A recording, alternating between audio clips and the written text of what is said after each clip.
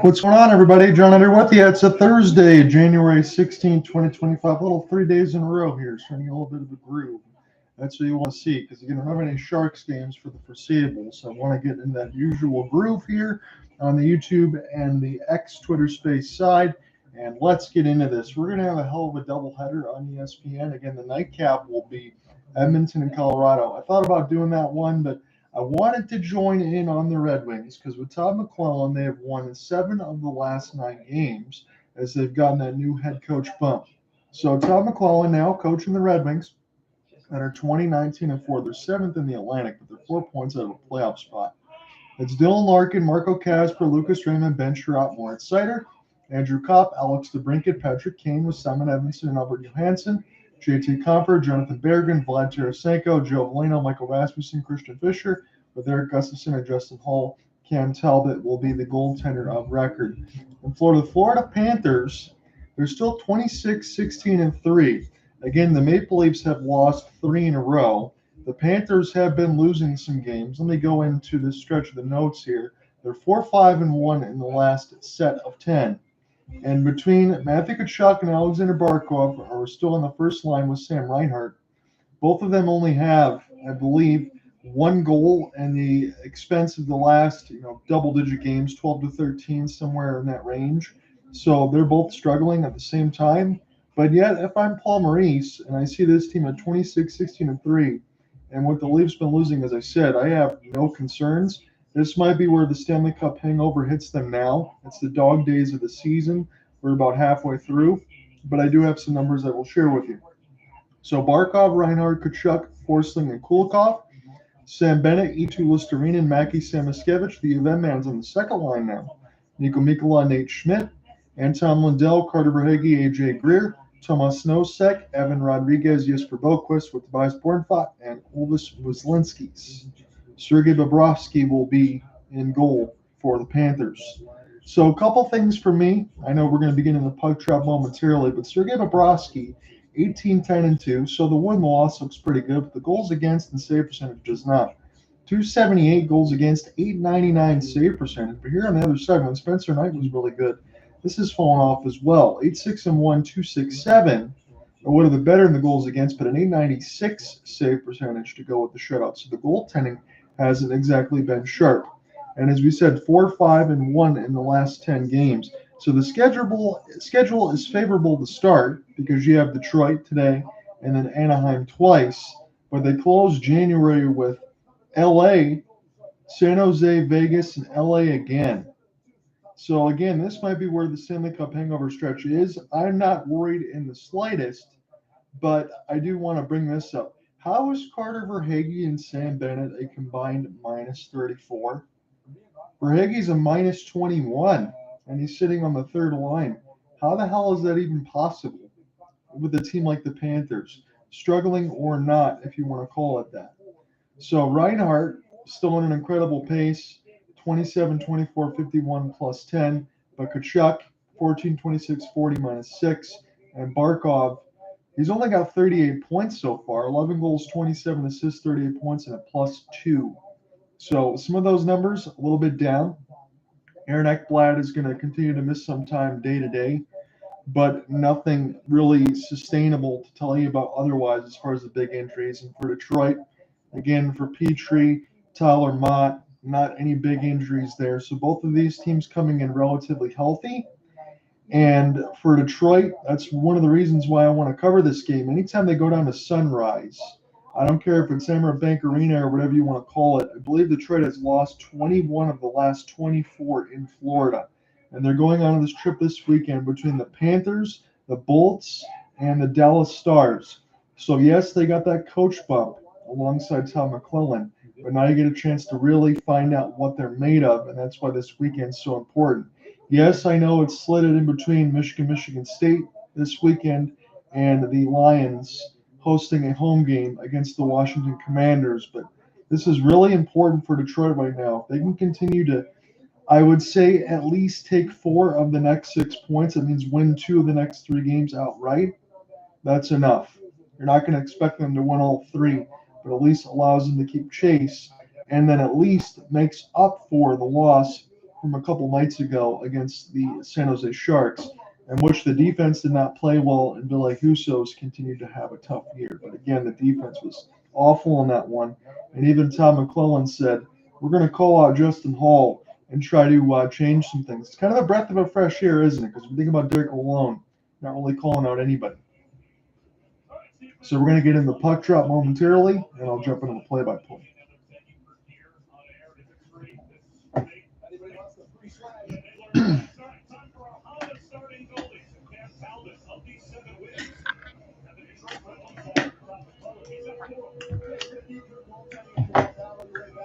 So Cam Talbot, 10-9-2, 298, 903, and a shutout, 4 wins in January, tied for second most in the NHL. Again, watching this one on ESPN. Pistons are on at the same time here locally. Bobrovsky, 8-10-2, 278, 899, and 1 shutout, 4 goals against in each of the last 2 starts. So the Red Wings are hoping that the Florida Panthers are going to play like they have been down the stretch of the 5-4-1. They haven't scored a lot lately in between some of those top lines. So we're underway here at Amaranth Bank Arena. Niko Mikkola will send this one down the ice. The hybrid ice will be negaced by Yzerman as this goes back around the end boards for Mackie Samoskevich. Samoskevich now gets intercepted by the wing. Simon Edmondson takes a big hit as this goes in the middle of the slot and blocked. Bounces off of Vlad Tarasenko as Mikkola will send this in around the end boards. DeBrincat takes a hit to try to make a play. And this is Edmondson again. This is a stick shot toward the right side boards. DeBrincat try to get an outlet pass. It's a rolling vulcanized rubber collected in by Mikkola. Tries to drive in the left side red line. Back and around the end boards now. As it'll be Edmondson one more time to try to locate. Good opportunity alongside Tkachuk. We'll take this one D-to-D, 4-sling shot. That one will hit the glass. Florida able to keep this in. This is a very good start to this game so far in the first minute for the Panthers. Looks like they're trying to mean business here. Detroit plus 215 on the money line. Florida minus 260. So they're going to be the heavy favorites here as this one goes down the ice. Not ice, though, but the over-under still sits at 5.5. That's what it normally sits at in these games to start. Barkov, nice move between his legs. Tkachuk will lose it to the left side red line as Detroit with Moritz Seider. And the second time able to cover the Red Wings this year. I think the next one will be against the Flames on February 1st. It'll be the first time I cover the Flames in a long time, but we will get back into that because they have a stretch of games that I do want to start to cover. This will be flipped, but picked up by Marco Kasper and then lost. Here's Dmitry Kulikov. We'll flip this one in. Again, watching this one on ESPN today, a little national coverage as Lucas Raymond is a warbling puck-borne fop. We'll just stick this ahead to his defensive partner with Polinski's and send this one in again. Now into the right side, good finish of a hit as Detroit will watch this go across the wall. Seider takes a hit to Lindell. And Sherratt finish off his check as Andrew Kopp tries to send it around the embankment. This has been all Florida so far. Boquist takes a little bit of a slash there from Seider, but it's not cold. And Sherratt, Seider will try to get this one out. It's picked off right to Verhaeghe, and he hits the bar. Talbot, this one goes back and behind the net. Man, oh man, he was all alone right in the middle of the slot. A couple awful turnovers for Detroit, and Verhaeghe almost got a gift. This one kept in now by the Panthers. Evan Rodriguez cross pass. Here's a slap goes wide to the right side of the bar, and Talbot wasn't even in the crease. Detroit's just trying to breathe some extra air here and survive as Mikkola. Now for Evan Rodriguez. This has been all Panthers here in the first 3 minutes. Detroit trying to get this one out. We'll chip it off the glass. This will be intercepted in through neutral on the back check. Good work there as Florida will send it in again across the red. All Florida here with the entries as this one sent back down. And this will be iced against Detroit. My, oh my, what a start for the Cats. 16:50 left to go in this first. Pressure is the name of the game, and forcing turnovers can also be a big part of it for the Florida Panthers. We've seen that. That's why they're the defending Stanley Cup champions. Seider and Sherratt were all over themselves, and Verhaeghe hit the inside of the post. It bounced down from top bar and out. Unbelievable. 16:50 left to go in this first. Joseph Veleno needs to try to get this one against Bennett. Mackie Samoskevich, not Mikkola. Shot will be blocker to side by Talbot. This is right to Detroit at least. And we'll send this one down to the right side wall. Valeno now. He'll be the first to get to it across the red line. But there is Florida flipping it in again as Detroit will try to take an extra breath. It's left, right is Detroit, and this is a big hit toward the glass. The shot attempts are 7-0 Florida. As this is the defense that turns it over. Berggren will take his shot blocked right in the middle of the slot. It's Bennett. He emerges with the vulcanized rubber. We'll take a soft flip in as Albert Johansson will try to get to this one now. As Bennett will steal toward the left side. That one gets knocked away. Buzlinski's took a shot there on Talbot. This will be Vlad Tarasenko, but he turns it right over to Florida again. This is Tkachuk now on the hustle. He's on his backhand left side red line. This is absolutely terrible start for Detroit, but at least they're not scored on yet. That's the only positive thing you can say. As it's Compher now with Sam Reinhart. Talbot does not reach to try to hold this, and Detroit looks like they need it, as this will go over the glass and finally out of play. 15:29. I think Detroit at least inadvertently got a few extra seconds off that shot clock. But it's 9-1 now on the shot board, and Justin Hall got wiped out by Eetu Luostarinen and dropped his stick. And then he went right to the bench after that. So Justin Hall got a little bit of that taste, and he didn't like it there. But again, all Florida within this first 4.5 minutes. Detroit lucky that they haven't gotten scored on. They need to find any sort of gear. They're stuck in neutral, not even first. Marco Kasper and off the wall. Let's try to get this one to Raymond. It's picked off by Gustav Forsling, neutral. And he'll fire it in. Alongside Ben Sherrod, it's a loose puck near the right side of the crease. Detroit will finally get this one. Dylan Larkin has plenty of speed. Little inside out move, cross pass, and mixed with Kasper, and this one will be saved. He was right at the crease anyway, but Bobrovsky able to make the first hold.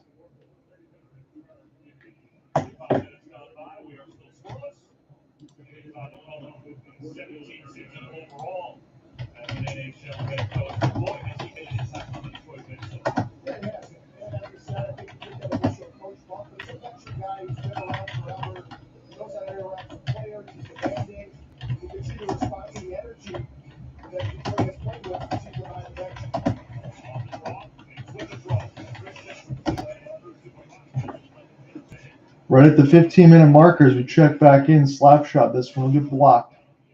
Hall now immediately back out there is Nate Schmidt. We get a chance to let the forwards take the change and start again. Here the left wing racing across. Here's a pass right to Bennett. That one kicked aside by Talbot. And now here's a rolling puck. Not far enough for icing to DeBrincat with Kane in on the charge. Here's a backhanded play right at the net, trying to find Andrew Kopp. And this will go back to Hull. He's going to turn on the burners a little bit here. We'll get a hand in the air, 14:28, and we'll see what happens here. Looks like there was some tumultuism between these two teams, trying to cause some fights. I wonder if we'll get anything offsetting at 14:28.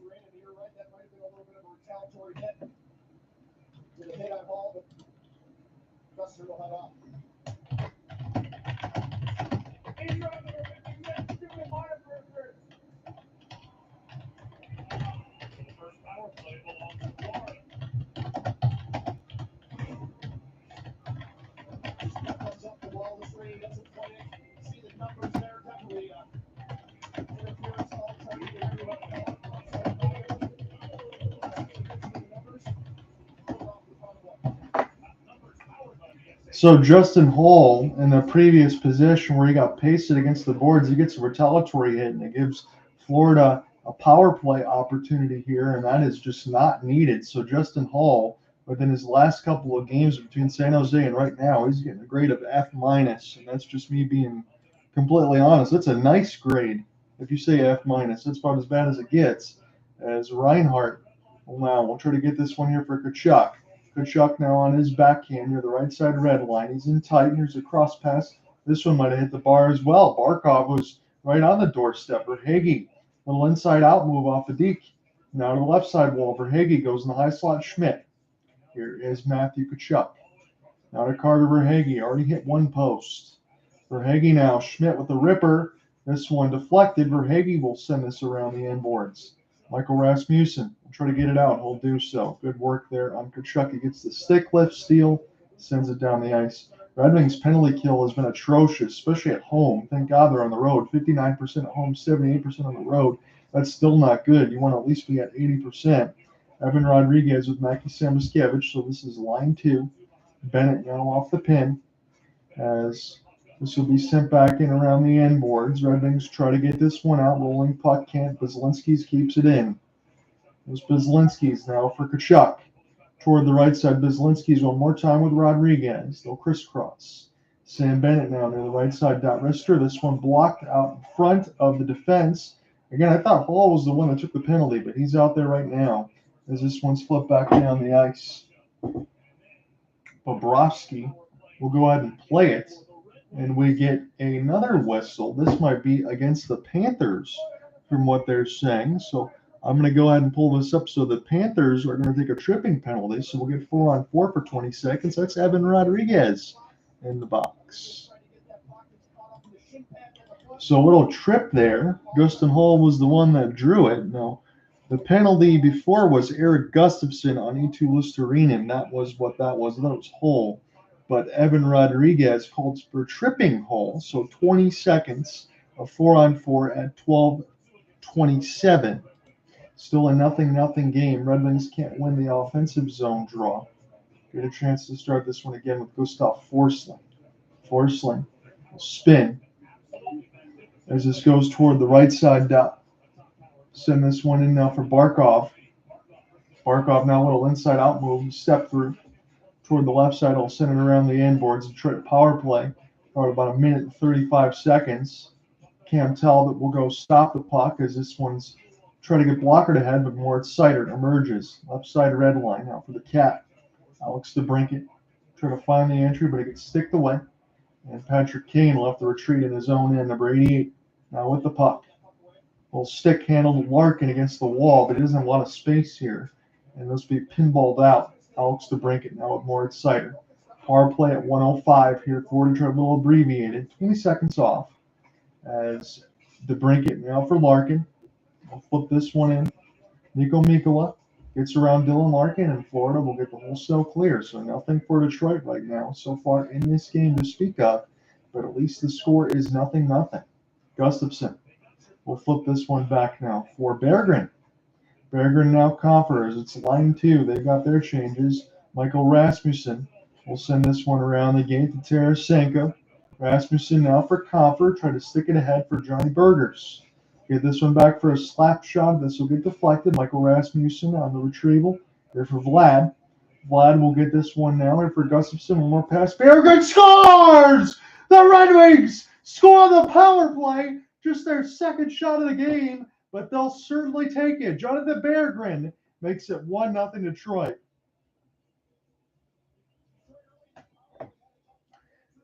Couldn't really get much entries. Couldn't get much going on at all. But at the 11-12 marker of the first,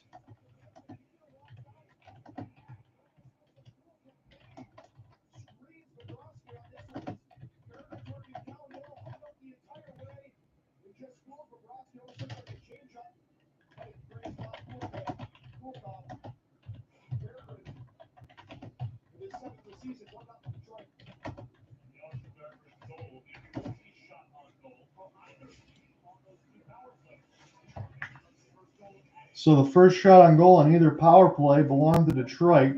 15 of 31 in the last 10 games. They're almost batting 50% that they've been so good at this point since they got that coach bump with Todd McLellan. Just their second shot on goal is 3-2 officially on the shots on goal, but the attempted shots are way above for Florida now. Edmondson, great play. Try to get this one out now. He will. That was off of a windmill as this is flipped back in by Bornfot. Now for Edmondson, we'll send this one back around. Detroit got to be real quick about getting this out of their own end, as there was a forecheck here for Florida. This will go all the way back in their own end and start it again. Now for Reinhardt on his backhand. Good cross pass. Talbot, this one gets blocked right in the middle of the circles. Now recollect Mikkola with a slapper loose out in front. This will be picked up now for Nate Schmidt. Try to send it toward the goal. And now Nico Mikkola. Offensive zone time is 3:30 to 59 seconds for Detroit. It's continuing to add for Florida here. As this goes in around the inboards here for Moritz Seider. His backhand does not get out as Reinhardt gets pinned against the glass. Kachuk will get this one back to his defense. Schmidt, Reinhardt, touch pass. This is turned over. Detroit able to get this. Vlad Tarasenko needs help. And Berggren was on the very end of his shift, as this will be a line change on the fly. This could work out very well for Florida. Take a long shot. And a little reverse hit from Anthony Kachuk as Lucas Raymond will go ahead and pick it up. Raymond off the flip, try to get his own puck chase. He'll do so near the right side, but Forsling inside out body against Casper. Will steal. And now Florida will push ahead. Verhage, full burners, wrister. This one, Talbot tried to look underneath him, and a good shot block the other way for Dylan Larkin. To knock that play near the right side here is wrist. Turnaround shot, scores! Right at the goal. And Florida ties it right back up. It was a rebound for Anton Lundell, and this game's tied at 1-1.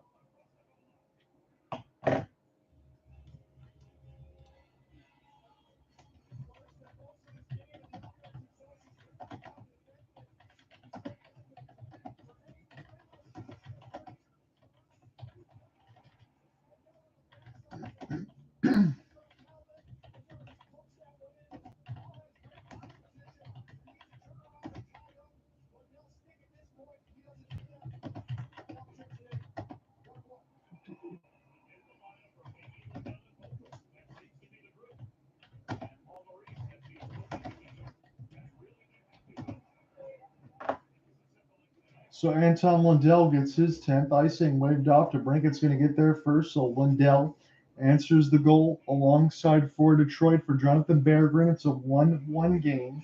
8:30 left to go here in the first. This has been a heavy period for the Florida Panthers, and they've played very well. And I can't believe this game is tied at 1. Here's a wrister. This one goes wide toward the right side of the mesh. This one matriculate Hall. This slapper goes nowhere. Try to stay in the zone now for Detroit. DeBrincat try to pry it loose alongside Kane. Kane will survey. DeBrincat will steal. Send this one back around. Kane's not going to be able to get there. Gustav Forsling with good positioning. He will try to pry it loose for Dmitry Kulikov. We'll try to get the other way now for Florida. As this one goes all the way down. It'll be blown dead against the Panthers, so they can't change. 7:55 left to go in this first. It's about time almost for a break. We haven't really had one yet. We had a couple of goals, Anton Lundell and Jonathan Berggren. I appreciate any of you guys joining in on the ESPN side. Please weigh in. Again, it's Florida, Tampa, Dallas this weekend. I said, how many points is a successful road trip? You take 3 out of 6, it's a split. 4 out of 6 is a win. Dominate all 6. What do you think would be a success? That's what I throw in the question. Split, win, or dominate? Another D-zone draw win here for Cats. As this will be picked up by Raymond across the left side blue line, trying to find an entry. Forsling. Raymond really hustling here around Nico Mikkola, throwing the body around as well. Kind of a Swiss Army knife is Lucas Raymond, as this one's kept in the blue line side. Lucas will get there first. Little step toward the right side boards. This will be sent in toward the net. A lot of traffic. Casper was near the crease, so for the young forward, we see him doing a lot of screen work for the Red Wings. I don't mind that. The shot attempts are 20-5 for Florida, but it's a 1-1 game. This will go back to Simon Edmondson. And now opportunity for Schmidt. We'll go ahead and send this one out. A little 88-77, Schmidt and Mikkola. As this will be sent back around the inboards for Seider. Raymond. This one sent in toward the crease, and it'll be pinballed. And a good work there for Florida to get it out, get a line change as well. A little touch pass for Alex Barkov. Barkov slows up. The lefty will send this one in the left side red line. Sherratt there trying to emerge off the lift. Again, Four Nations face-off between February 12th and 20th. As this is Veleno near the right side. Bobrovsky, big save. He's way out of the crease. Veleno got robbed there. And now Mikkola will try to get this one out alongside Schmidt. Now Schmidt out there with Buzlinskis. And Buzlinskis will send this one down the ice to Moritz Seider will glove it down, jump out of the air. Moritz. Big German defenseman will send this one ahead for Vlad Tarasenko. Compher outside of the cage. We'll send this one around. Berggren forces the steal, makes the play falling down. Shot board, shots on goal reads 7-4 Florida, but it's a lot more than that on the attempts.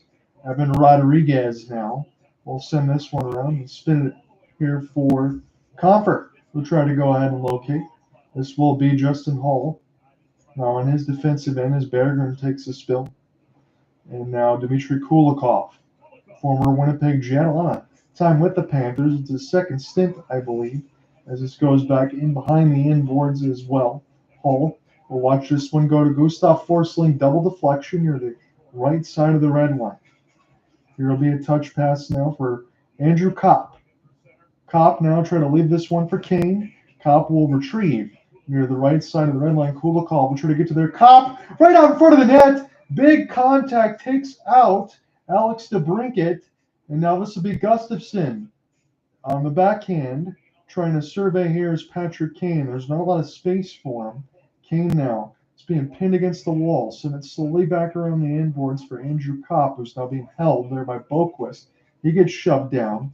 Here's a battle for the puck now. DeBrincat trying to emerge with it alongside Kane, and they'll flip out of the zone. Anton Lundell, nice glove down. Able to take a breakout pass away for Detroit and send this one back down the ice. Nico Mikula will go ahead and let the forward survey for Paul Maurice's squad and change on the fly.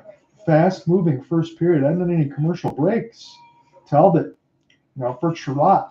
We'll hit this one off the glass. This goes way away from Seider here.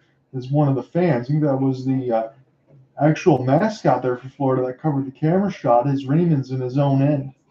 Now to the left sideline, someone dropped a stick, as this will be picked up here for Dylan Larkin.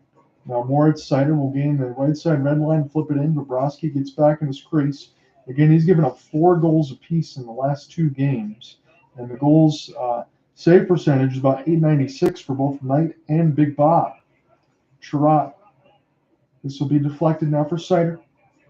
Seider now try to go ahead and send this one in alongside Marco Kasper. Kasper tries to finish a hit, but he hit nothing but the boards. Now the other way for Alex Barkov. Gets around 3 toward the right side. Good positioning to shoot near the right side dot. This gets deflected. It'll fall to Talbot. He will hold, take no chances. And I think we might finally get a commercial break now. It's certainly been a while. 3:41 left in the first. Shot board is 9-4, but Berggren and Lindell have the goals. It's 1-1.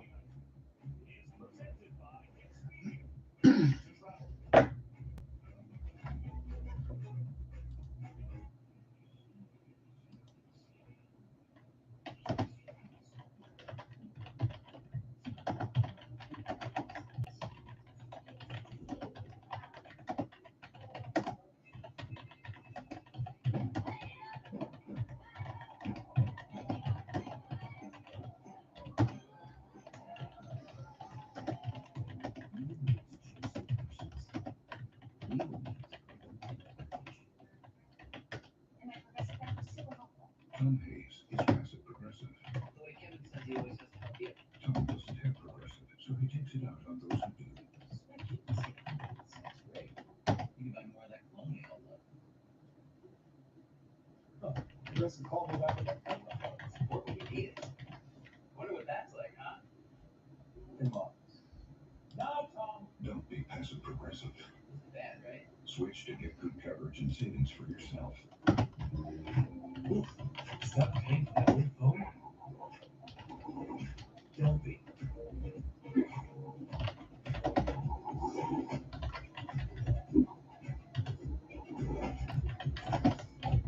You know, at Verizon, you'll pay off your phone. And you'll get iPhone 16 with Apple Intelligence on us. Now with Genmoji. That's a value of up to $1,600. Only at Verizon. We'll continue to build around that, and that's what I'm going to stick to doing. And if you have a better way, you're free to share it.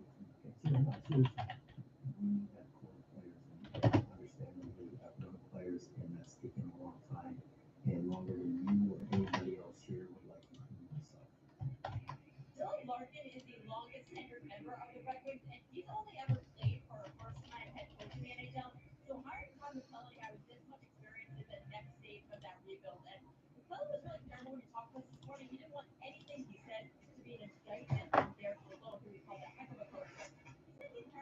3:30 left to go here in the first as Emily Kaplan's giving an interview alongside the Red Wings, and some of the comments that Steve Yzerman made. Again, I could talk about that a little bit in the intermission, especially if Alec Miller, Cooper Hopkins joined in, because there'll be some talking points that you can mention. I definitely will when we cover the Flames on February 1st as the slap shot goes way high and off the glass. Lindell trying to find as one of the Red Wings wipes out in front of the net, as this will be trying to get recollected now for the forwards, but this will be Lindell will steal. His one's toward the cage right now, trying to find this to the right side. Compher was the one that blew a tire.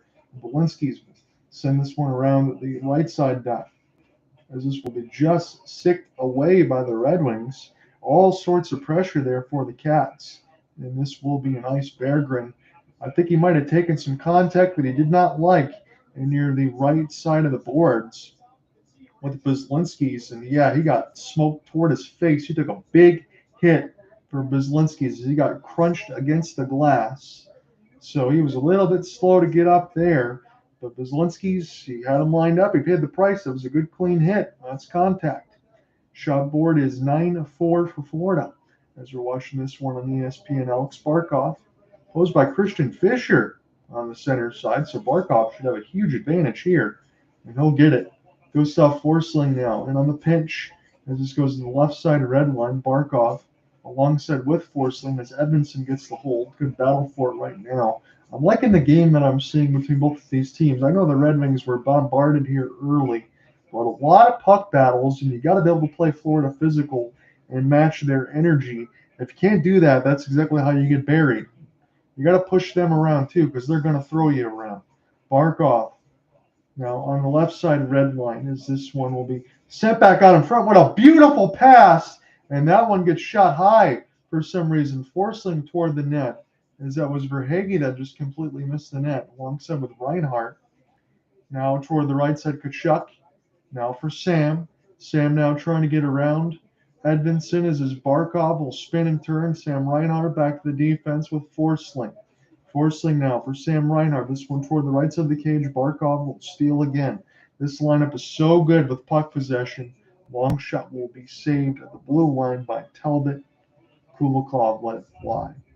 But man, oh man, Barkov able to hold that one for an extra, 25, 30 seconds at a time. And just missing the net off Barkov's pass was Reinhart. That could have been 2-1. Another break. Tippett is out of control these days.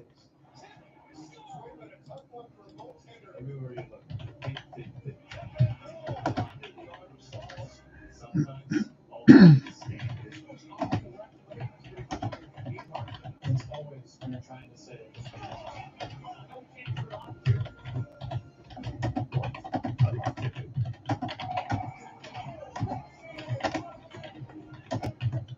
Attention taxpayers, if you or your business owe more than $10,000 to the IRS or have years of So make no mistake about it.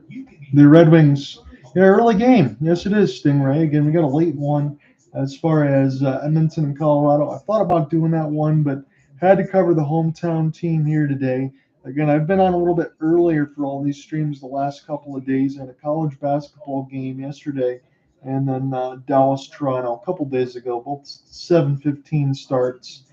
Probably 7:45. I'm going to cover Michigan State on Saturday. I know it's an Even the Lions football game and all that too, but want to get a chance to check that out. I should be pretty active the next couple of weeks because I don't have any shark assignments that I have to take care of for the Waterford Sharks. That won't be until the middle of February, so I'll be on here pretty regularly, probably 4 times a week out of the 7 days. So I agree with whoever put this vote here, if that was Stingray. I said Florida, Tampa, Dallas this weekend. How many points is a successful road trip in the standings? Split 3 out of 6. That's where I am. I think if you split there for Detroit, I think that's successful. You're playing against the best of the best, the mix of the East and the West, and you need 3 points. You need to be able to keep pace.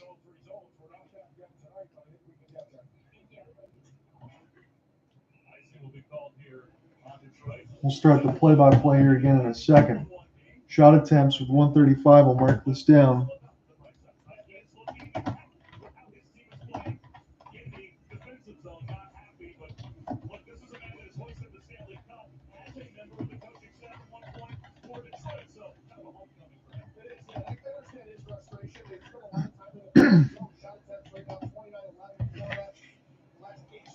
So face-off win. Now it's 30-11 on the shot attempts for Florida. They've dominated this first period, but it's a 1-1 score line. That's what matters if you're a Detroit fan, at least. Don't know if that's going to be able to continue to be a successful victory attempt there for Detroit. I think they've lost, 21 of the last 24, something like that in Florida. Here's an odd man rush attempt. DeBrincat trying to make a play, falling down for Kopp. That was good effort, but couldn't hold. 5:50 is zone time to 2:50. And now Simaki Samoskevich lost the puck there for a moment. This one will tipped away. Good work by DeBrincat. That's been a good shift for him as we get to the final minute of the first. One power play apiece. Detroit scored on it. That's why it's a 1-1 game. This one will be sent back down away from Raymond. Raymond tried to force the steal, but it's Alex Barkov. One more time. So that first line's out there. Reinhardt, a good cross-pass read for Detroit. They try to get Kachuk, as this will be knocked away near the left side red line. Marco Kasper alongside Larkin. Good drop pass. Raymond in between his legs trying to make something happen here. And Bobrovsky has none of it. Will hold as we get some pushing and shoving with the final 25 seconds to go here in the first frame. Good period.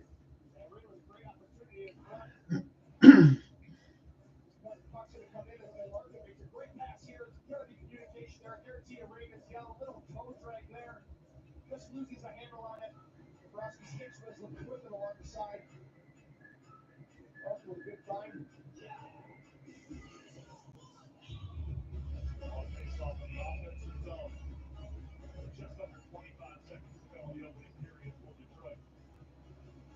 So Red Wings is going to get an ozone draw here under 25 seconds. It's Compher against Lindell. This would be a big time for JT to win one here.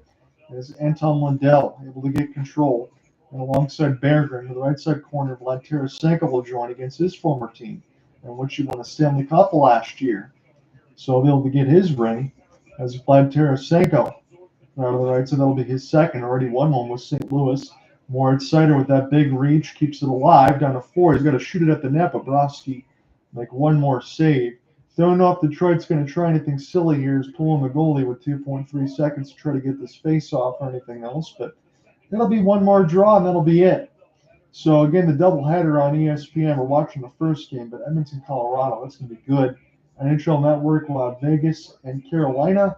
Tuesday, ESPN Who will only be Carolina, Dallas, and TNT will be Florida, LA on Wednesday. That might be something I would consider as we get one more draw before this first period ends. Dylan Larkin back out there. Cats have a huge edge here as it's 11-4, shot deflected, and that's how we end the first. We're tied at 1.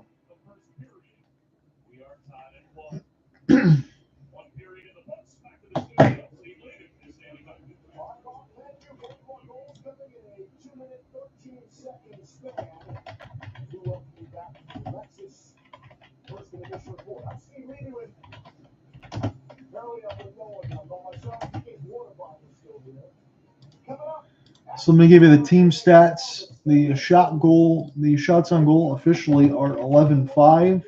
The shot attempts at 135 when I last checked were 29-11 Florida. So that kind of tells you where we are in this game. I thought that was a good dominant period for the Panthers, but if you were the Red Wings fan, you take it right where it is. Hits pretty damn even, 12-10 for Florida.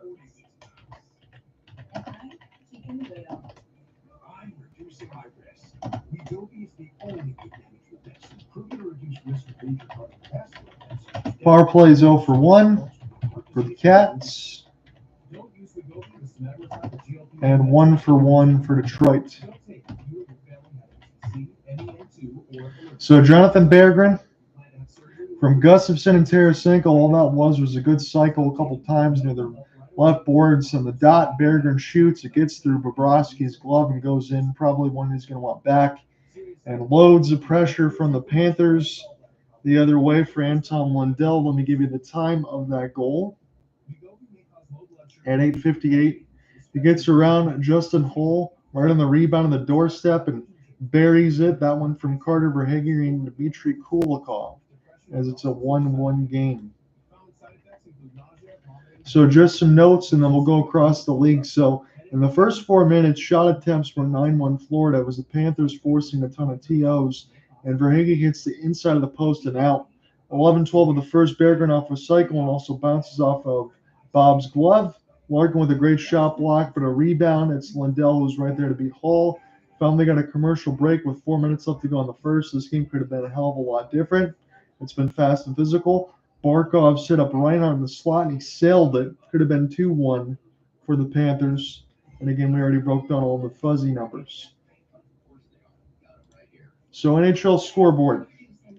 Devils and Sheldon Keefe's homecoming to Scotiabank have an early 1-0 lead. That 2:42 left to go in the first. It's Jack Hughes from Jonathan Kovacevic. Wall 7 of 8. Jacob Markstrom, who has been brilliant of late for the Devils. He has been one of the top tier goaltenders in the NHL. 7 of 7. The only really one who's been better besides Connor Hellebuck is Logan Thompson. That is why the Caps and Sens are tied at 0. I want to see how long Linus Ullmark is out, as Levi Miralainen will get the start. I'm not even familiar with that for the Sens. The 22-year-old Finn out of Oulu, Finland. He's battling Logan Thompson, who was 8 of 8, so not a lot of shot attempts in that first. Ducks and Lightning tied at 1. Big Cat 6 of 7.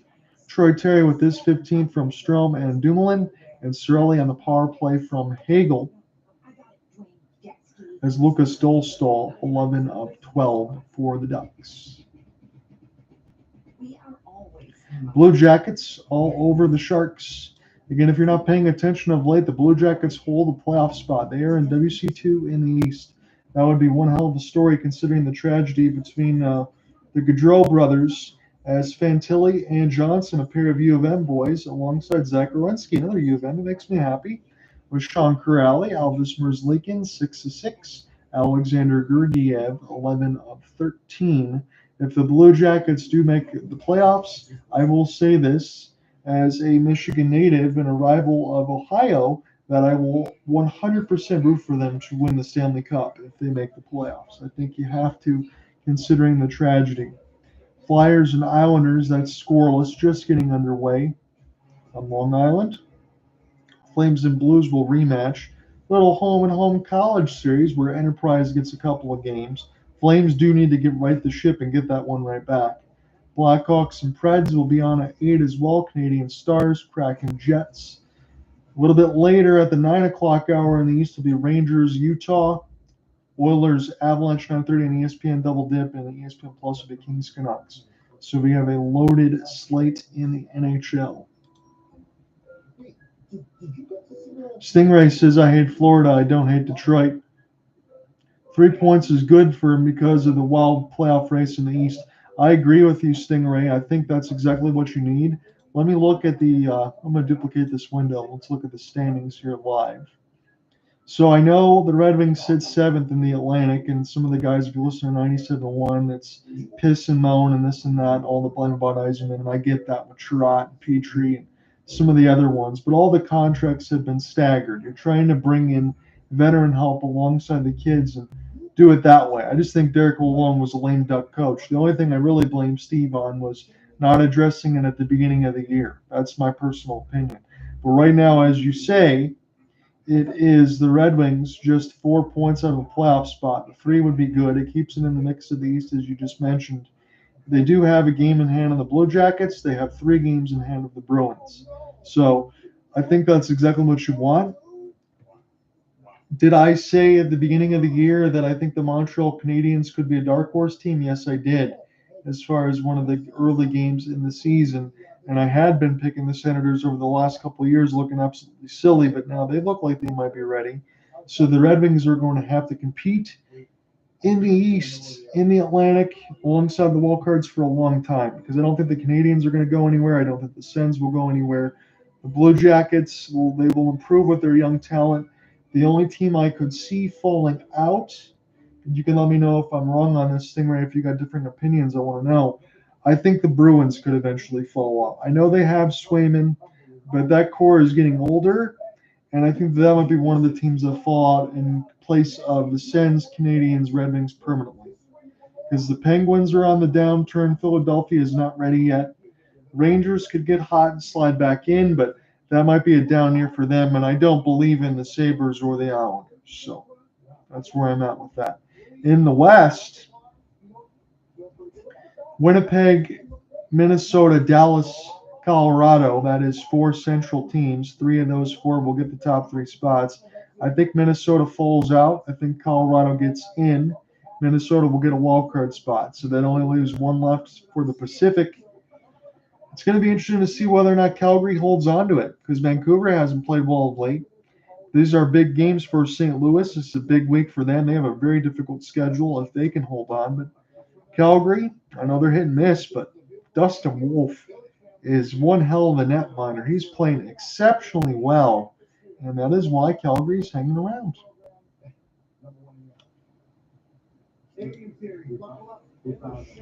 I saw, let me look here too really quick on the X side. I still call it Twitter from time to time, so my apologies. I'll eventually get it right.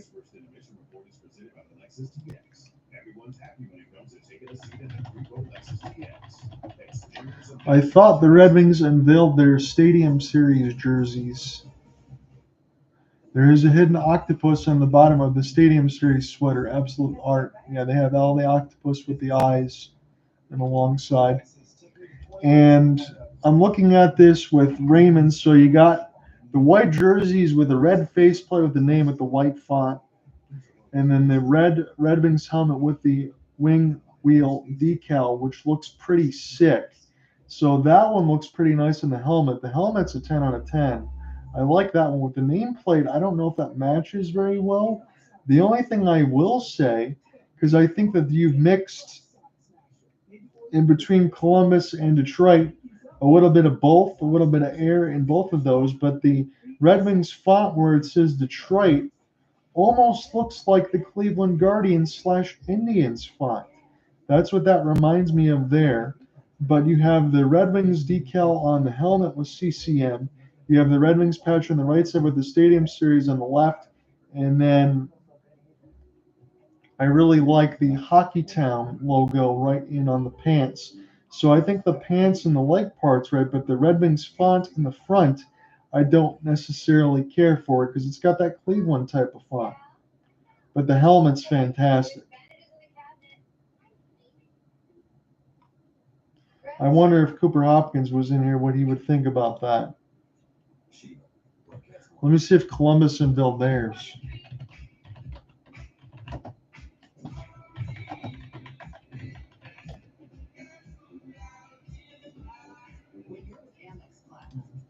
Exclusive dining benefits and travel perks like group upgrades at 5 hotels and resorts. Wow. Make going out for your favorite food take on a whole new meaning. I like that Zach Werenski's right on the front of the art as well because it's the right guy.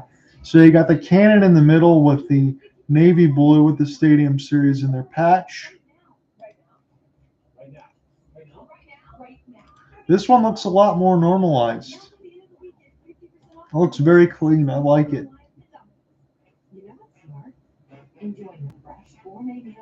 Someone says in the comment section, primaries as soon as possible. Keep the current alternate, make a white of this. It's absolutely amazing. I really like this CBJ jersey. I like it. Do I like it more than the Red Wings? I'm going to say yes. I think that Stadium Series jersey absolutely looks sick. I think Columbus did a great job. Someone says this as a Red Wings fan. Both of these jerseys are beautiful in their own way. Taking notes of history of both teams and cities, the old school look by Detroit and tribute to the Union Army by Columbus. Should be a great game. I think that's beautifully said. That's a great jersey. If I have to give that a number on the whole, guys, that's a solid 9. That's a sick jersey. That would be one I'd actually buy. And I'm a Michigan native. That's a great jersey for Columbus. I don't mind the Red Wings one. I think it looks good. I really like the helmet. Red Wings helmet is a knockout. That's the best part of everything. That's a perfect 10. But this jersey for Columbus is sick.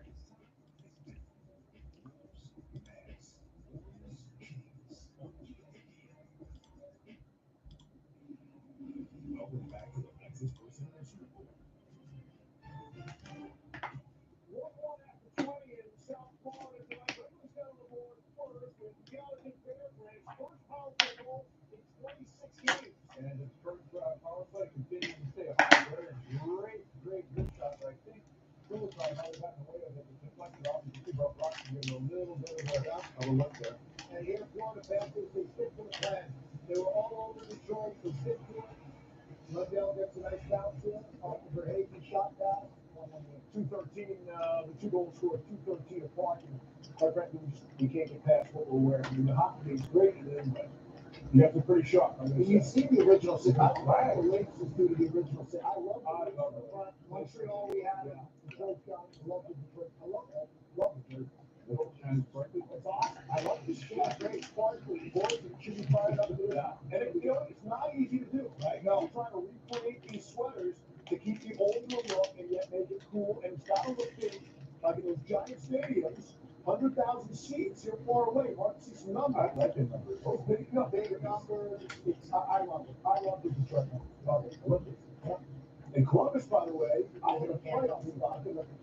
Columbus is the playoffs right now, but most of the Americans not realize. Great story in Columbus right now. And the Red Wings are chasing Columbus. Yeah, and Columbus deserves it. It's a tough start to the season and everything going on, but they found a way. Speaking of Columbus, all transition. Segue. Player sales and Sharks. Oh, what a great young player from Philly coming up here for Columbus. Joe Fantilli and Johnson highlights here alongside Columbus, and now we're going to look in the dressing room for Detroit. That was a hell of an entertaining first period. John Tavares goes to the IR week to week with a lower body ailment. When I covered him a couple days in that 4-1 loss to Dallas, Johnny T took a couple bad penalties as far as slashing and hooking. He didn't look very good in that game. I'm just being completely honest with you. So I'm not surprised to see any sort of injury designation as the Maple Leafs have lost 3 in a row.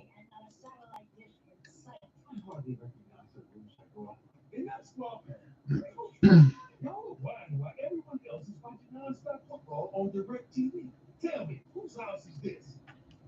Their house? I think they're renting. Listen. I know you get easy access to all this football, but you know what you got? A culture, a Chromebone attitude. Stream football without a satellite dish. Now jump and give me 20. 21. ESPN, a Steve Green, Steven's A-list. Why can't I have a cool sounding featured bet? Like what? Just looking to see locally what the Pistons are doing. 22-19 is the Pacers, 21-19 is the Pistons. Pistons have the 7th seed right now. Loss will put them in the 9th. So 7-10 is that wild card kind of mix where you get that one game playoff or vice versa. Top 6 seeds don't have to worry about that. So that's where Detroit wants to be. So that's why it's a big game against the Pacers. Pull yourself up while you take them down. And the Magic, who have been struggling of late, are 23-19. So honestly, the Pistons, a couple wins here, can move themselves up into the 5th seed in the East. They played very well of late.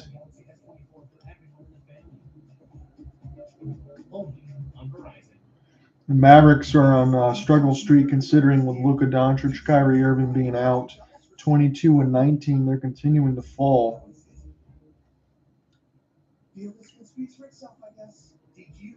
Get Ian here for a little bit.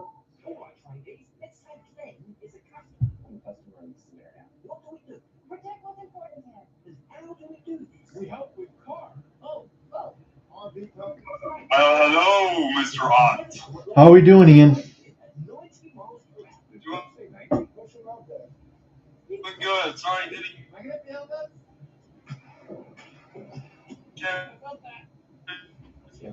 For savings and service, get more.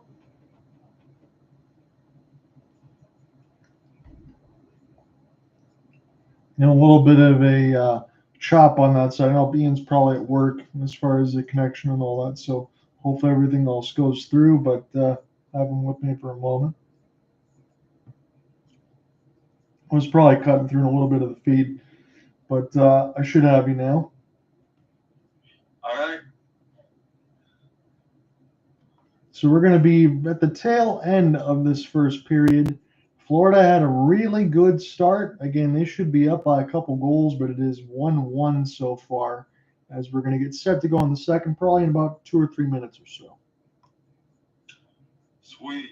So yeah, wasn't on space, but I did watch the first period. Man, that power play of the Wings, efficient.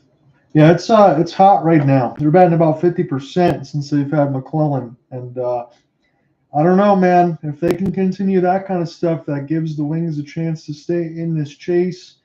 I'm hoping, and I threw this on the YouTube side, but okay, you got Florida tonight, and then this weekend you have a back-to-back alongside Tampa and Dallas. That's 6 possible points. How many points do you think Detroit needs for that road trip to be a success? So, sorry, I was kind of there. Could you tell me the teams for your road trip? Yeah, so it's Florida, Tampa, and Dallas. 6 possible points. It's a tough road trip, but it's a 3-gamer.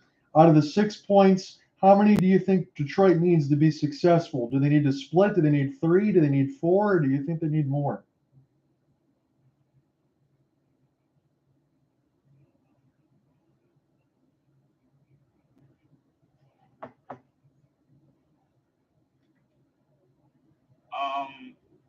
Okay, this is the start of that road trip. I would say take 2 out of 3 wins, or if you're gonna have to lose 2 of those, make sure one of them is an overtime loss and you get 3. That's exactly right. That's exactly where I was at too, Ian. I think you got to at least get 3 of 6 to maintain, because this Eastern Conference has been ridiculous so far, as we profiled over the last couple of days. Shot attempts are 32-15. As this one now will be sent in for Edmondson for a moment. Off the outside of the cage there, as Compher will try to lurk, and this will be picked up now. Reinhardt will send this one in as Mackie Samoskevich sending it into the corner. So again, we got the lineups all pulled up here. 19-20 in the second alongside Ian Genji here for this second period, as Rasmussen does some good work alongside Edmondson to send this one in, and I think we might get a penalty be called. 19-13 left to go in the second. I don't know if this is going to go against the Wings or Detroit. It's going to be Tkachuk in the box. Oh, another power play. So yeah, it is another power play here for Detroit. I think a hook against Matthew Tkachuk. I want to take another look at this. So Simon Edmondson, he got him right in the stomach as he was trying to go ahead and skate in the offensive end and lost his stick in the process. So Chuck E. Cheese is in the box here, and this goes right to Seider, but it doesn't. It'll fall back, be stolen here. Reinhardt now short-handed. This will be sticked aside by Talbot as number 71, Dylan Larkin. Try to go ahead and give chase. He'll just fire it in. 15 of 31 in the last 10 games. It's the biggest span in the last 08-09 on the power play. And that's when you had Datsuk and Zetterberg and the like. Kane now for Seider. Will slow up. He'll put this one toward the net for DeBrincat. It'll be collected across the wall for Lucas Raymond. Seider, as this will pinball away from Lucas and be cleared by Florida. Barkov will turn instead. This did bounce. Larkin trying to keep it alive. Kane will steal. Cross pass Raymond. That one saved by Bobrovsky toward the left on the pad, as this will be sent, and this will be not deflected. This will be deflected, so no penalty. It'll be 1:08 left to go in Detroit's second power play. But Florida had a chance to clear. They did not. Larkin kept it in, and Raymond got set up on a 1-tee, but Bobrovsky, with his best save of the game near the right dot, closed the 5-hole. So we'll get an ozone draw. 22 power play points, tied for second in the NHL for Lucas Raymond. He's kind of a Swiss Army knife. I know Tim Stützle is more of a sports car, but it's 2 different types of players, both in that same draft. Here is Lindell. Now off the drop, a little bit too far there for Nico Mikkola. Mikkola pinned against the wall by Berggren, and Detroit will get this one ahead. Michael Rasmussen sent it back for Berggren. Now JT Compher. Compher will inside out move Tarasenko near the right dot. Tarasenko deflected by Florida and rolled down the ice. So Detroit's power play not as fruitful the second time around, as Lindell will take his shot off the camera change. And we'll start again. Compher able to find the entry here for Tarasenko. They'll flip it in. It'll be Kulikov trying to get it out now. This will be flipped. Compher, a little offside call, I think is going to be the case. 16 seconds as it's touched with the high stick.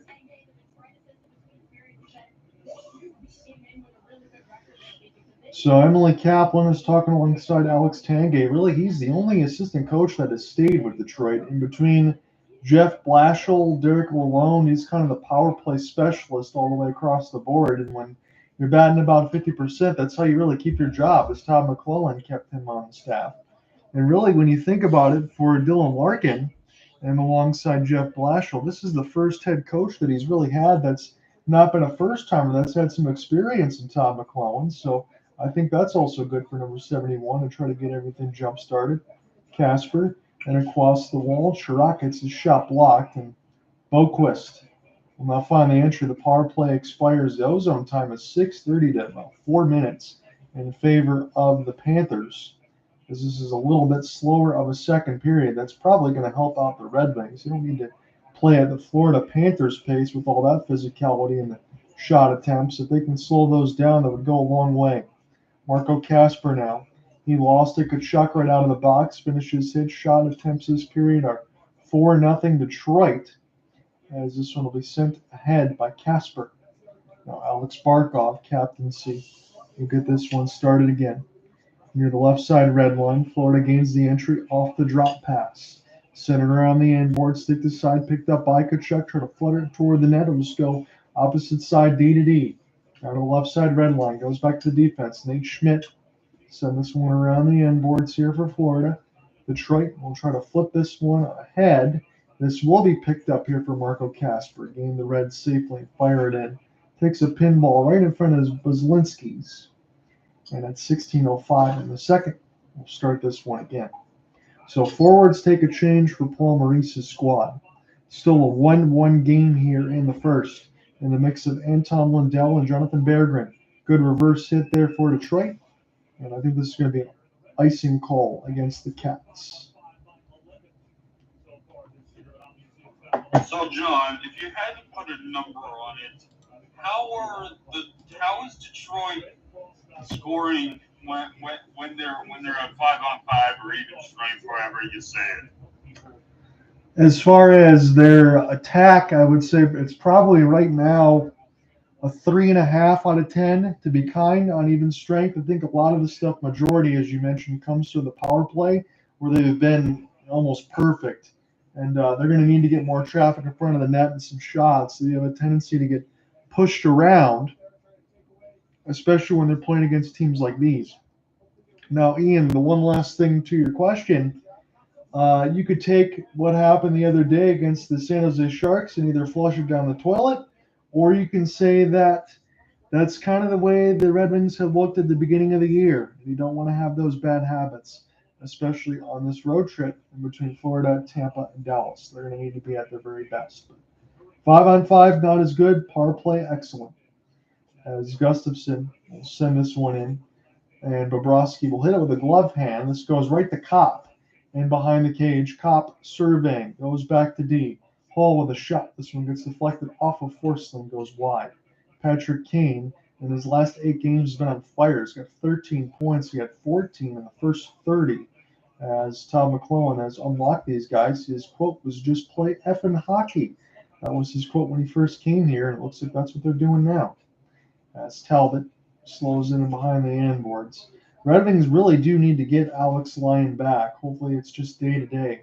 As this one now will be sent in toward Bobrovsky. He'll play it with a stick hand and send this one in deep as Patrick Kane was the lone forechecker. Mikko Mikula, one-handed, will drop this back off to his defensive partner as I'll pull my rosters back up here. Gain the entry now does Florida left side line, and we'll get an invert whistle. 14:45. You know, it seems like Detroit teams do better when they have coaches that are just when it's the type of coach that will give just a straight, direct answer, like we just gotta do this. That's when Detroit teams are at their best, from what I've noticed. I love that, Ian, because again, in that vein, you hold everybody accountable, whether it's Dan Campbell, AJ Hinch, you got JB Bickerstaff, and now Todd McLellan. They're no-nonsense coaches, but I do think they treat you fairly. And if you give a straight answer and you do what they want them to do, it's probably going to work out. And that's what you want, good, clear communication. Yeah. I mean, Dan Campbell, it's just play football with Todd McLellan, just effing play hockey. I'm sure AJ Hinch and JB Bickerstaff would they probably give similar answers at press conferences they have. And I think that's what it is you go across the board. If everybody's on the same page and you know you're fighting for the same thing and you know exactly how to execute the game plan, I think that's all you want, a clear, concise message. Long shot, close 5-hole by Talbot. 13:51 left to go in the second as Alex Barkov let it go. Again, coming into this one, Tkachuk and Barkov only have about 2 goals combined in the last 27 games. It would help Detroit if they keep it that way, as we'll take a commercial break.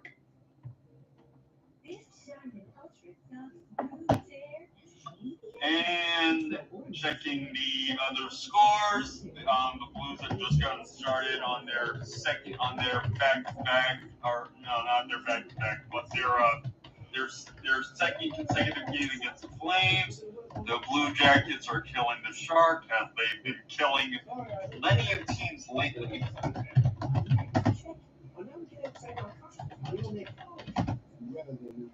Yeah, they have, Ian. And again, I almost think it's at a point where I know we got halfway to the season left to go here. I don't think anybody is going to be upset if the Blue Jackets make the playoffs, but I'm starting to think that they might be a considerable threat because those young players in between Fantilli, Johnson, Marchenko, all that, they're playing very well. And look, as tragic as it is, and this is not to diminish it, but as we saw with Vegas, when you've got something to really rally behind, especially when it has to do with someone from your team, there's a different level of motivation. Yeah, no doubt. I didn't think, Ian, honestly, that it would materialize. I don't know how many people picked Columbus. The only thing I can say over the last stretches, I like their young talent. You needed to be able to find something to ignite it and get it going, and maybe that's what it is. You do it for Johnny, you do it for Matthew.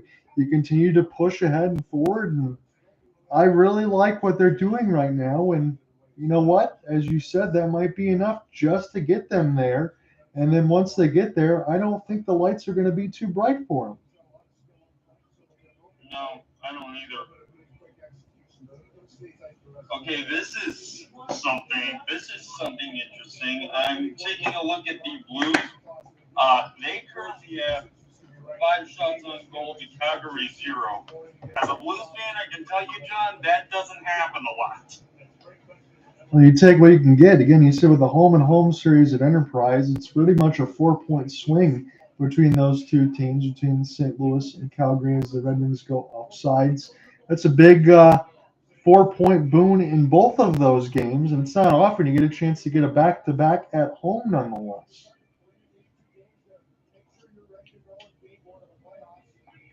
So 13:33 left to go here in the second. 2 straight Cup Finals appearances for the Panthers. Again, they got gut punched a little bit by Vegas, but they were so beat up. Honestly, I thought they could have won that one if it wasn't for the injuries.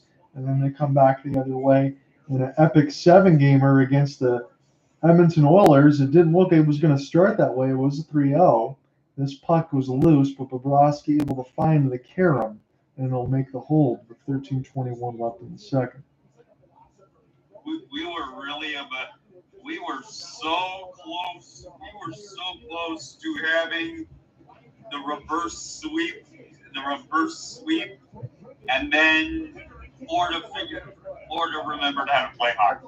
Yeah, and it's kind of crazy how, Ian, that almost happened in a finger snap, and if it didn't, I mean, we would have had, you talk about tree and all that in the memes, Florida would have lived in infamy, and they didn't want that. Now toward the left side of the dot is Lindell. This will be stolen away from Schmidt. DeBrincat will take a wrister right on and will close the left side of the post as Bobrovsky will do it again. So this has been a much better second period for Detroit. I will say this, I know there's tons of time left as we're almost at the halfway marker of regulation, but I am shocked that Detroit has played this game as close as they have, and maybe I shouldn't say that because of the coaching bump, but I profiled it from the start a little bit with Ian the other day, how much of a house of horrors it's been playing inside of Florida. And now Detroit gets another power play. They did not score on their second. Looks like Nate Schmidt is going to be the guilty party.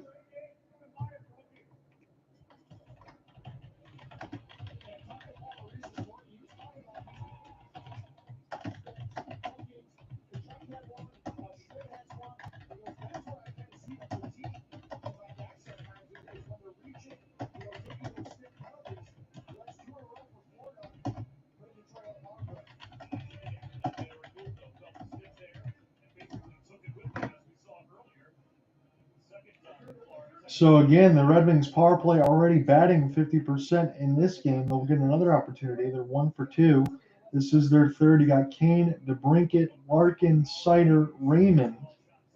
As this will be lost by Larkin, but puck retrieval here for Detroit near the right side boards. Kane will work. This one will get sent back down the ice, but at least in this second period so far, it's taken time away from the Florida Panthers attack. You know that could ignite at any time, especially in the third, should they get to it. If Detroit can keep this one tied, they can keep it interesting. Kane now to the right side for Raymond. This will be – go ahead. Oh, I was going to say, I mean, John, if Florida just wants to continue giving the Red Wings power play opportunities, you were asking how, what's a way they could win. Yeah. Florida might beat themselves. Yeah, and I will definitely take that. I think Red Wings fans would take it. Here's Kane. Now Larkin. Drop for DeBrincat in the left side. Dot DeBrincat. Great move. Here's a cross pass. Kane in the net. Larkin scores! 2-1 Detroit. That was a sick play for DeBrincat, trying to keep that one alive near the left side dot. He was able to toe drag in between the dots, set it up for Kane, put it right across to Larkin, and the captaincy puts it in the net. That's 2 power play goals for Detroit, and then now they have the lead. Second effort. There we go. And I got to tell you, on that backdoor look there, what a tip that was for Dylan Larkin. He's right at the crease. He beats Mikkola at the doorstep, and there's nothing Bobrovsky's going to be able to do about that one. So Detroit, 2 for 3 on the power play. And as Ian just mentioned, we profiled a little bit. This is now 50% attack on the power play into their actual numbers. They're above that now in this game, as Sam Bennett will send this around for E2 Lusterinen. Edvinsson crisscross and Albert Johansson trying to be the first to get to there. Where's the answer for Florida? I think it really needs to be in this period. I'm not asking for it, but here's the cross pass Rodriguez, and he snipes it. What a pass across, and Florida gets it right back. Rodriguez, top of the left post and in. It's like that one scene in Finding Nemo when they come face to face with the anglerfish, and Marlin says, "I'm gonna be your best friend," and gone. Oh yeah, and that's exactly as quick as it went there, Ian. That was a good pass across, and we'll see who actually did it. That's Rodriguez. I mean, that's no chance for Talbot. I don't know what he's going to do there. I don't know. So Rodriguez makes this a 2-2 game, and a couple of those power plays, I guess the Red Wings will just take the minus, the 9th goal this season, as this is a 2-2 with 11:39 left to go in the second. Make no mistake about it, I've been glad to be able to cover this one. Second goal in the last 19 games, so that kind of gets him off the schneid a little bit. We talked about that alongside Barkov and Tkachuk, who have been deathly quiet, as this one is sent behind the inboards for Mikkola. Gustafsson try to go ahead and steal, but Boquist will push this one ahead. So an immediate answer off the power play. Talbot tried to slow it down. He couldn't stop it, as this will circle around the inboards. And the Red Wings, a couple of stick chops there. Tarasenko battling for the puck. Compher Can't get to it. And a good hip check there by Hull. Try to go ahead and take this puck and pry it loose. As this will go to Gustafsson. Gustafsson will slam it around the kick plate right to Bobrovsky, who has to make a left pad save from 100 feet. So 2-2 game. Shot attempts and shot on goal are 13-12. Attempts are way ahead for the Panthers. Long shot solved by Talbot. I think that's going to take us to a break. If not, I'll type in some of those notes a little bit later. 10:50 left to go in the second. So they're going to profile Rodriguez here off the check and near the left side boards. And then once that puck is pried loose, Rodriguez is unchecked essentially near the right dot, and he roofs that thing past Talbot, who's already sliding the other way. He can't save that. There's no chance. So the one for Bobrovsky that was tipped by Larkin, that's not savable, and the Talbot chance wasn't either. As Mackie Samoskevich loses it to Ben Sherratt. Sherratt now on left side red line will go ahead and fire it around the boards. Larkin will try to fight for it, but this will be picked off by Florida and then stolen right at center ice by Detroit, who was content to fire it back in. We're almost at the halfway marker of this game. It's now a 2-2 tie in the mix of Larkin and Rodriguez with the goals in this period. Sherratt toward the right side dot for Larkin off the spin.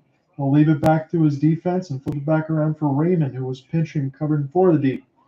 This is not able to be kept in, even though the Red Wings had 3 players back on the blue line side. Moritz Seider. Start this one again for Ben Sherratt. Try to take this one right to left again to get the Road Whites. Cop on a breakaway. He's denied 5-hole by Bobrovsky with the right pad. And now Evan Rodriguez, who just scored. Send this one in. Simon Edvinsson. Slam it around the end boards. Patrick Kane. Buzlinski's helps to keep this in for a moment. Tomas Nosek gets stick lifted as this one goes toward Nosek, former Red Wing. He's been in between a bunch of teams.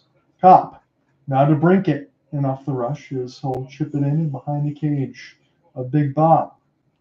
Now on around the inboards, Buzlinski's will send this one ahead. It'll be Evan Rodriguez from 80 feet. We'll send this one in. It's loose out in front of the crease, and the Red Wings clean it up. Good for Johansson, but he might have iced it. 9-14, we will get a whistle.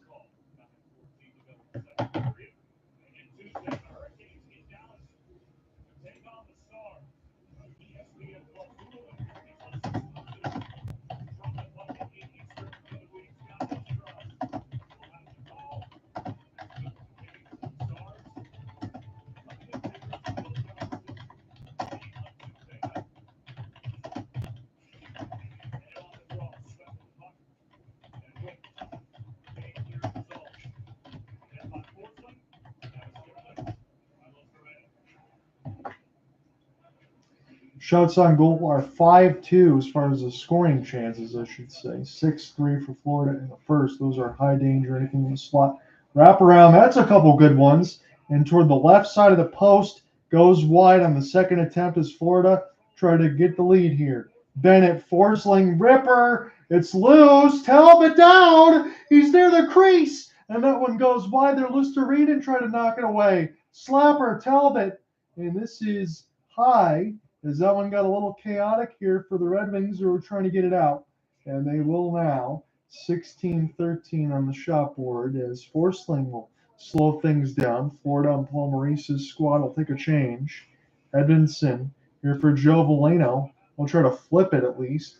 And the Red Wings will gain the neutral left side red line. Florida content to scoop it back in. Talbot will play it at minus crease. One of his defensemen falls down, and guess what, folks? That is another tripping penalty against the Cats. We'll see who this is going to be on, but the Red Wings have already scored both of their goals on the power play as we're going to stop at 8:02.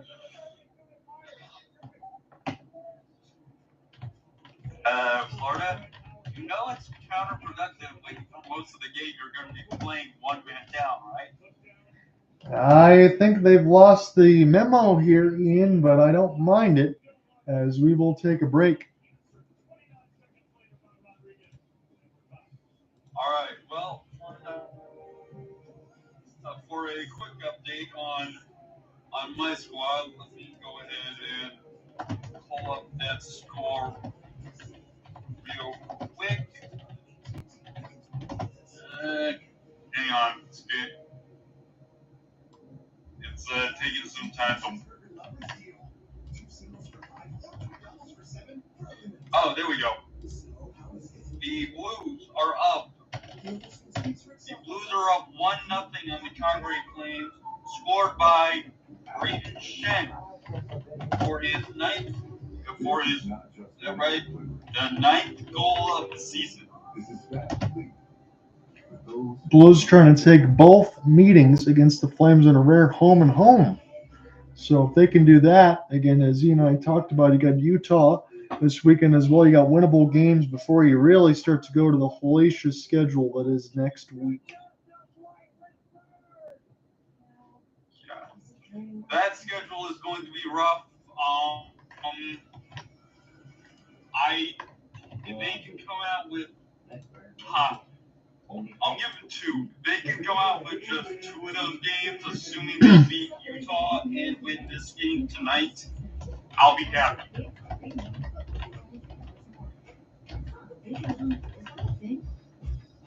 Ian, I think you got it right, because that's assuming you win that game against Utah, as you mentioned, in both games against Calgary. I think that's going to be enough.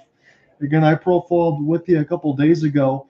I didn't want to be mean to Cooper Hopkins, but I had to say it honestly. I think St. Louis can beat Calgary in both of those games. Those are winnable ones. If they can do that, I do think it will be enough, because you're in the mix of Dallas, Vegas, and LA, and I mean, that does not get any harder. Let me get back into this play-by-play here in a moment. Yeah. 7:50 left to go here in the second. This is the Red Wings' 3rd power play. They're already 2 for 3. They're 16 of 33 under Todd McLellan, so take that for what you will. DeBrincat now, here for Seider. One more touch, and this will be Kane. He tried to glove it out of the air. He just couldn't get a hold of it. And now Larkin, sweet move, gets around the defense toward the net. That was a good backdoor feed there for DeBrincat, but he got denied by Bobrovsky. Big save there. Toward the right side is DeBrincat. Now to Seider, high slot, back to the cap. Will spin. Number 93 with it. Here's a touch pass for Raymond near the left bumper. Raymond now back to Moritz. As this is Kane, high slot. Pass a little bit too far for Larkin. DeBrincat gets the puck retrieval. Now to Lucas Raymond. Raymond. Now to Moritz Seider. In that same spot, Kane will crisscross with Dylan Larkin near the right dot. Larkin, high slot, does not shoot. Kane, now he does. This bounces off Bobrovsky, stolen by Raymond. Slap shot for DeBrincat. This one goes high and wide as Seider settles it down. Red Wings, all the puck possession as it's picked up by Larkin. Too far for Kane, but Seider recovers. Now Larkin in behind the mesh. As Kulikov tries to get it out, this bounces off of Larkin right to number 88. Patrick Kane near the right side red line in the corner. They'll go to the backhand instead. Survey. Back to Raymond. Now Moritz Seider. Red Wings. They've had the puck the whole time. Raymond now. Toward Kane. Wrister scores! Patrick Kane! And it's a 3rd power play goal!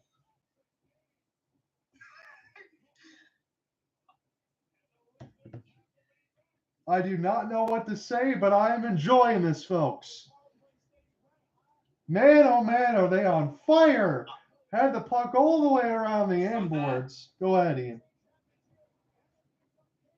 Sometimes, John, the best thing you can do is just sit back and enjoy it and not say a thing. Man, oh man, Kane just absolutely ripped that one. And I know that we've been hearing some comments over the last 30 games. Oh, the hip, he's slowing down, doesn't look all that good. You know what? Once all these guys got started locked in, you got that coaching change, all of a sudden you ignite. Larkin, Raymond, DeBrincat, Kane. That power play unit's pretty damn good. I got to be honest with you. I don't care who it is or what team they are. They're dangerous. 3 power play goals in this game. I don't think these players are going to care about plus minus if they steal these points. And now Talbot really needs to kind of bar the door here. I know he might give up one more, but I don't think he can really afford to give up more than that, because how many more power plays are the Red Wings going to get? As this goes toward the right side now, Barkov with 5:45 left to go in the second. Long shot. It's deflected as the Red Wings try to hustle to get it out. They'll gain the blue, and offside would have been delayed, so Florida can't touch. Red Wings can take whatever changes they want here. as this one bounced away. Cats able to get this one right up the gut. Here's Sam Bennett off the drop. Mackie Samoskevich will send it toward Talbot. He'll stop it with the right pad. And now Compher will flip this one back down the ice. Now they are at 50%, 17 of 34. That's the most power play goals in a stretch since 2005 and 6 for Detroit. To say they're hot, I think, would be an understatement, as it's 5:17 left to go in the second. I mean, that's cooking a gourmet meal at this point, Ian, as Compher will try to win this D-zone draw against Sam Bennett. So Bennett can't win it to JT, as this one is flipped down the ice. And now Bobrovsky will go ahead and settle it down. Bobrovsky has given up 4 goals apiece in his last 2 games, and he's almost in the stretch of going 3 in a row. Mackie Samoskevich now off the spin and turn. The U of M man will leave it for Bizlinski's off the deflection, and the Red Wings will send this one back down for Michael Rasmussen. Chip it off the glass. Bizlinski's. We'll see this one go right back to Simon Edvinsson. Edvinsson now trying to make the simple play. Have to be gloved down out of the air by Johansson, and he'll do so. But I think he might have put it too far, but the refs say no. As this will go ahead and start again for the Panthers, right from their D zone. They'll try to find an entry here as this goes to the left side red line. Red Wings brush it out again. Shot board is 17-14 as far as shots on goal. Marco Kasper. He scores from distance! Are you kidding? The Red Wings now have a 2-goal lead. That should not have beaten Bobrovsky there, but it did. And the Red Wings will take it. It's a rare even strength goal. 4-2. John, the Red Wings have to score quickly again because there's one thing Alec and I have. The most dangerous lead in hockey is a 2-goal lead because it will disappear quickly. And come on, Red Wings. Come on, score another. That is toying with my heart a little bit, but you know what, Ian, I will take it, and I agree with you alongside you, Alec. Cooper, I know, has said it. I've said it a couple times. I'd rather have the lead than not. And guess what, folks? Goaltending change. Spencer Knight's coming in. Wow. Oh, and the Blues have their own 2-goal lead. 2-0 on the Calgary Flames. Second goal scored by, Jesus Christ, Colton Parayko, who is probably having his best goal-scoring season of his career. And don't say the 2-goal lead is a disaster here, Ian, because now your team has one too. Oh, I know. Blues, score again. Come on, quickly. We're right at the 3:55 marker now. Marco Kasper has made it a 4-2 game. If the Red Wings take this win, I would be overjoyed. And I know it's just 2 points because it still matters what you do against Tampa and Dallas. And I know they say 5-4-1 the last 10 for Florida, and, sub 900s there for Bobrovsky and Knight. But still, this is the defending Stanley Cup champions. A little bit of a lull or not, you're going to take it because the Red Wings, I wouldn't say they got embarrassed by San Jose, but they got served their lunch. And they scored a ton of goals here. And this is a good bounce back effort so far for Detroit. Still have at least another 20 minutes to go. So Bobrovsky pulled for just the second time this season as Andrew Kopp will win the draw. And now DeBrincat, this will sky way out of play. 3:46, we'll get another ozone draw.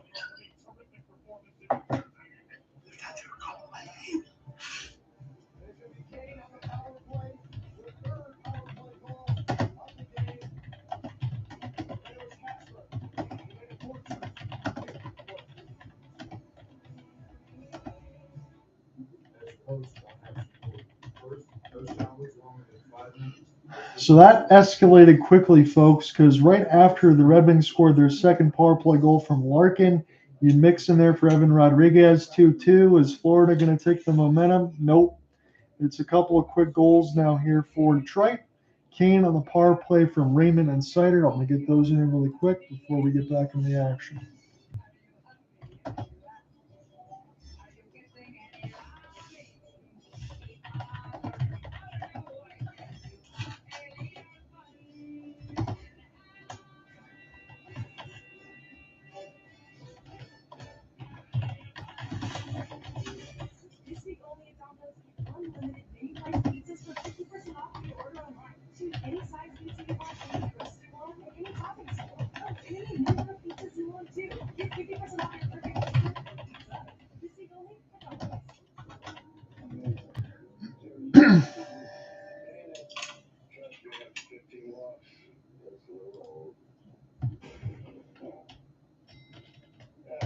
Stop waiting. Start investing. E-Trade from Morgan Stanley. We are back with our game recap brought to you by Capital One. And it's been Detroit's power play, and it continues to stay high. 3 power play goals on 4 attempts so far in this game. It's Raymond who opens it up.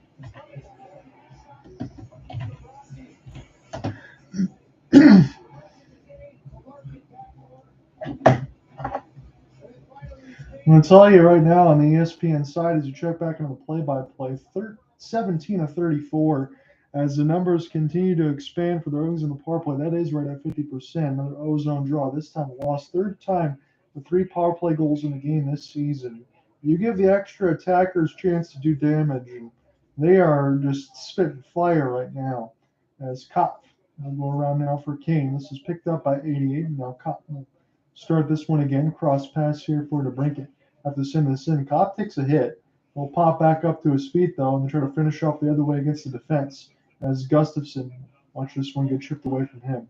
Now Justin Hull will go ahead and try to make the pass there for Compher as this goes into the right side corner. And alongside for Nate Schmidt.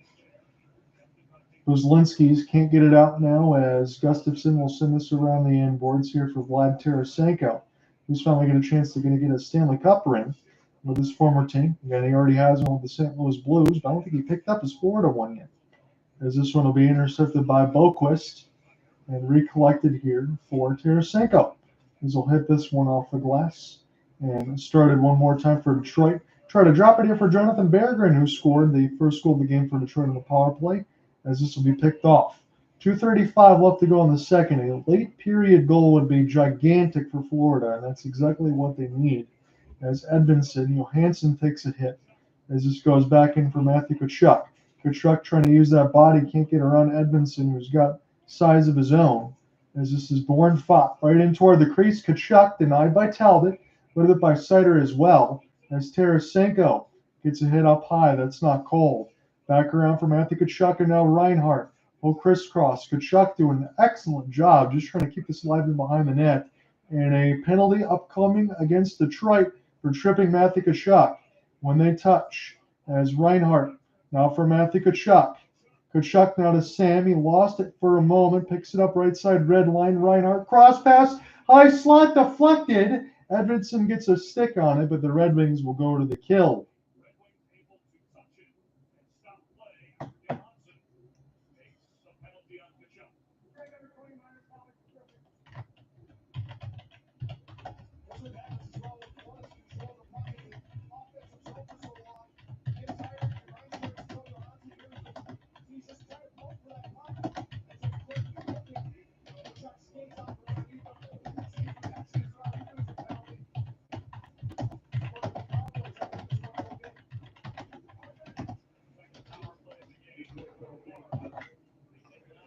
So Florida's got their second power play of the game. If this carries over, it'll be essentially about 15 seconds of power play time as this goes back in behind the end boards off the drop for Bennett.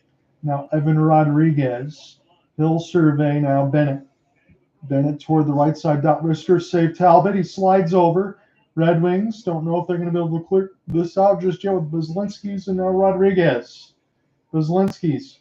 Toward the left side, it's Bennett for the right dot. Cross pass. This one goes high above the cage. Now on toward the right side corner is Sam Bennett. Bennett now. Now for Buzlinskis. Touch for Rodriguez. Power play line 2 out there for Paul Moritz. And this one will be saved by Talbot.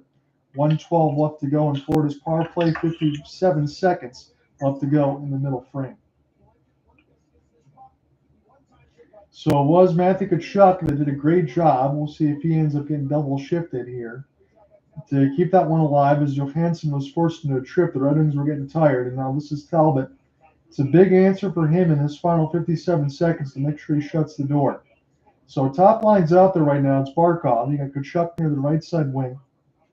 and Reinhardt on the bumper on the back end for the 4 forwards and 1D that most teams usually do. As Tkachuk now to the right side wall. Ready for Sam. Sam now will leave now to Chuck.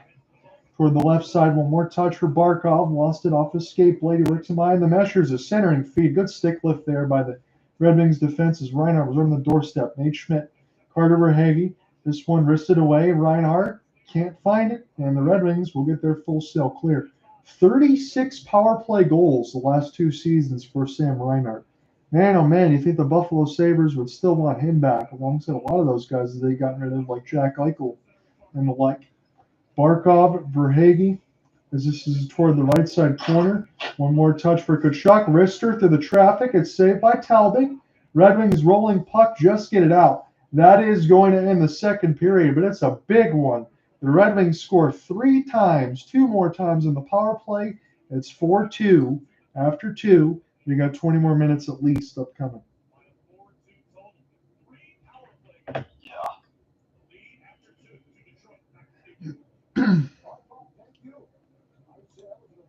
So, the Blues scored again. They're up 3-0. Last I looked on the Calgary Flames.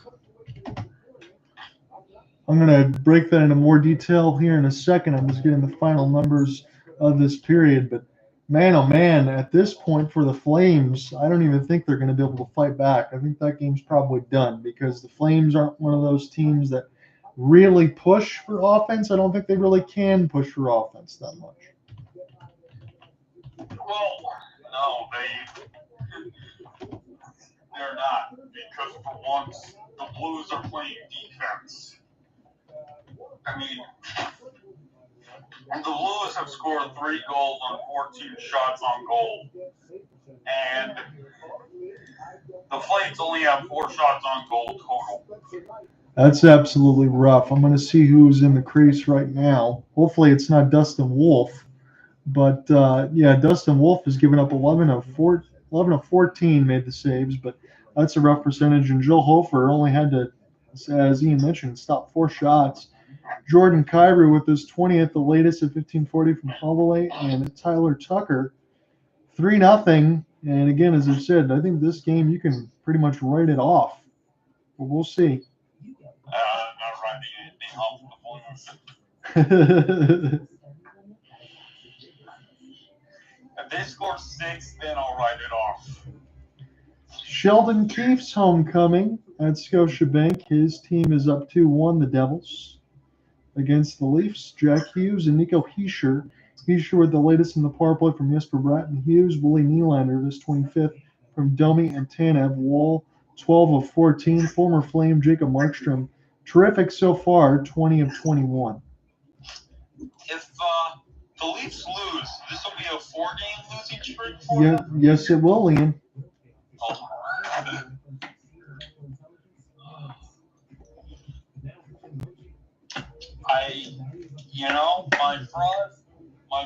My claim of fraudulence is Looks pretty good right now. yeah, at the moment it's got some teeth. The Lightning and the Ducks, they're locked into a battle right now. I think they're just about to end the second, so we'll call the second unless we get anything late at 43 seconds. It is Cirelli, Getzel, and Point, but Troy Terry and Leo Carlson have the goals for the Ducks to make it 3-2 Bolts. Vasilevsky, 18 of 20, Dolstall, 20 of 23. Logan Thompson still on shutout watch as the Caps and Sens are scoreless through 2. It's all Blue Jackets against the Sharks. We profiled that one. They got a 3-0 lead at Nationwide. Islanders up 2-1, or 1-0, excuse me, on the Flyers. Bo Horvat, the only goal of the first, as we are just really starting the second. Elias Sorokin, 11 of 11. Samuel Ersson, 7 of 8. Preds have an early lead on the Blackhawks, 1-0. And the Canadiens and Stars, that's a good game in between 2 teams that are playing hot. They just ended the first. Jason Robertson Robo gets his 12th from Dodonov and Y. Johnston, and Uri Slavkowski from Cole Caulfield and Nick Suzuki. Jake Ottinger, 10 of 11. And let me see how you say this name. Jacob Dobes from Czechoslovakia, I believe, is in the net. He is 3-0 with a 0.97 and a 9.59 save percentage. My goodness, for the 23-year-old so far this year. So keep an eye out for that young man, apparently. Kraken have a 1-0 lead on the Jets. It is early. It's at 1. It is Matty Beniers, so that makes me happy for the U of M man. Got his jersey from Capo Caco and Jaden Schwartz. Connor Hellebuck, 10 of 11. Joey DeCord stopped all 8. Again, the Kraken need to go on a pretty much 7-game win streak like the Red Wings did just to try to get back into it if they have any chance. Rangers in Utah, that's at 9:15. The Oilers and Avalanche will start about 9:45, and then about 10:15 puck drop. It'll be the Kings and Canucks, that in Vancouver.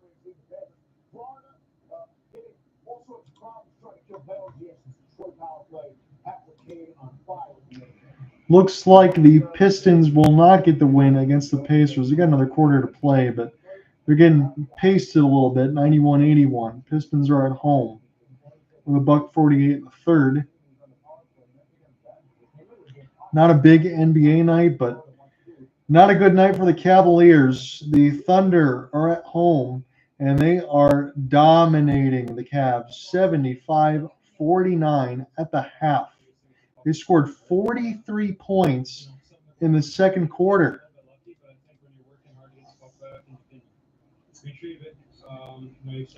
Shai Gilgeous already 26 in 17 minutes on 10 of 15 shooting. I'm not going to say I saw it happening like that, but considering the last time they played in Cleveland, Cleveland barely escaped, and given the Thunder were coming at them with everything they had, yeah, they were probably looking to exact some revenge. I wouldn't mind, Ian, seeing that as an NBA Finals matchup. I think that would be fun. Oh, yeah. Looking at these two lineups, I mean, there is a ton of talent. If you're on the bench side, let me just throw this out there just because it's funny. If you're Max Strus or George Niang, your plus-minus is hurting. Strus and Niang sitting at a combined minus 50. So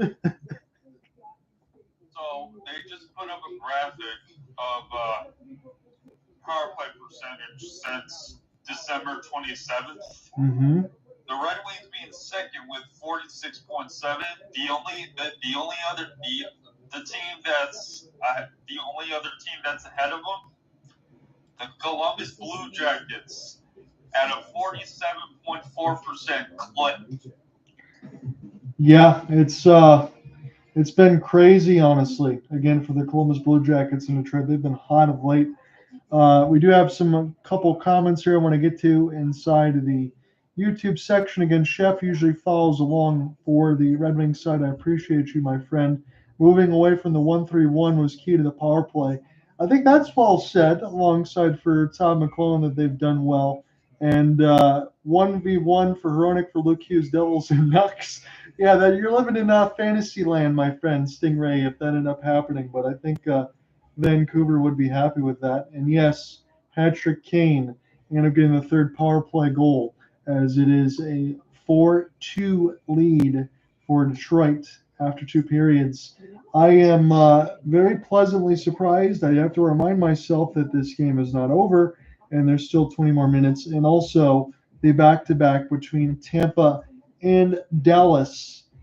And as I said alongside Ian, who's graciously joined me, in between those 6 possible points, I threw in that question. I said, what's a successful road trip to you between Florida, Tampa, and Dallas out of 6 points? I said split, at least 3 of 6. That's where Ian is.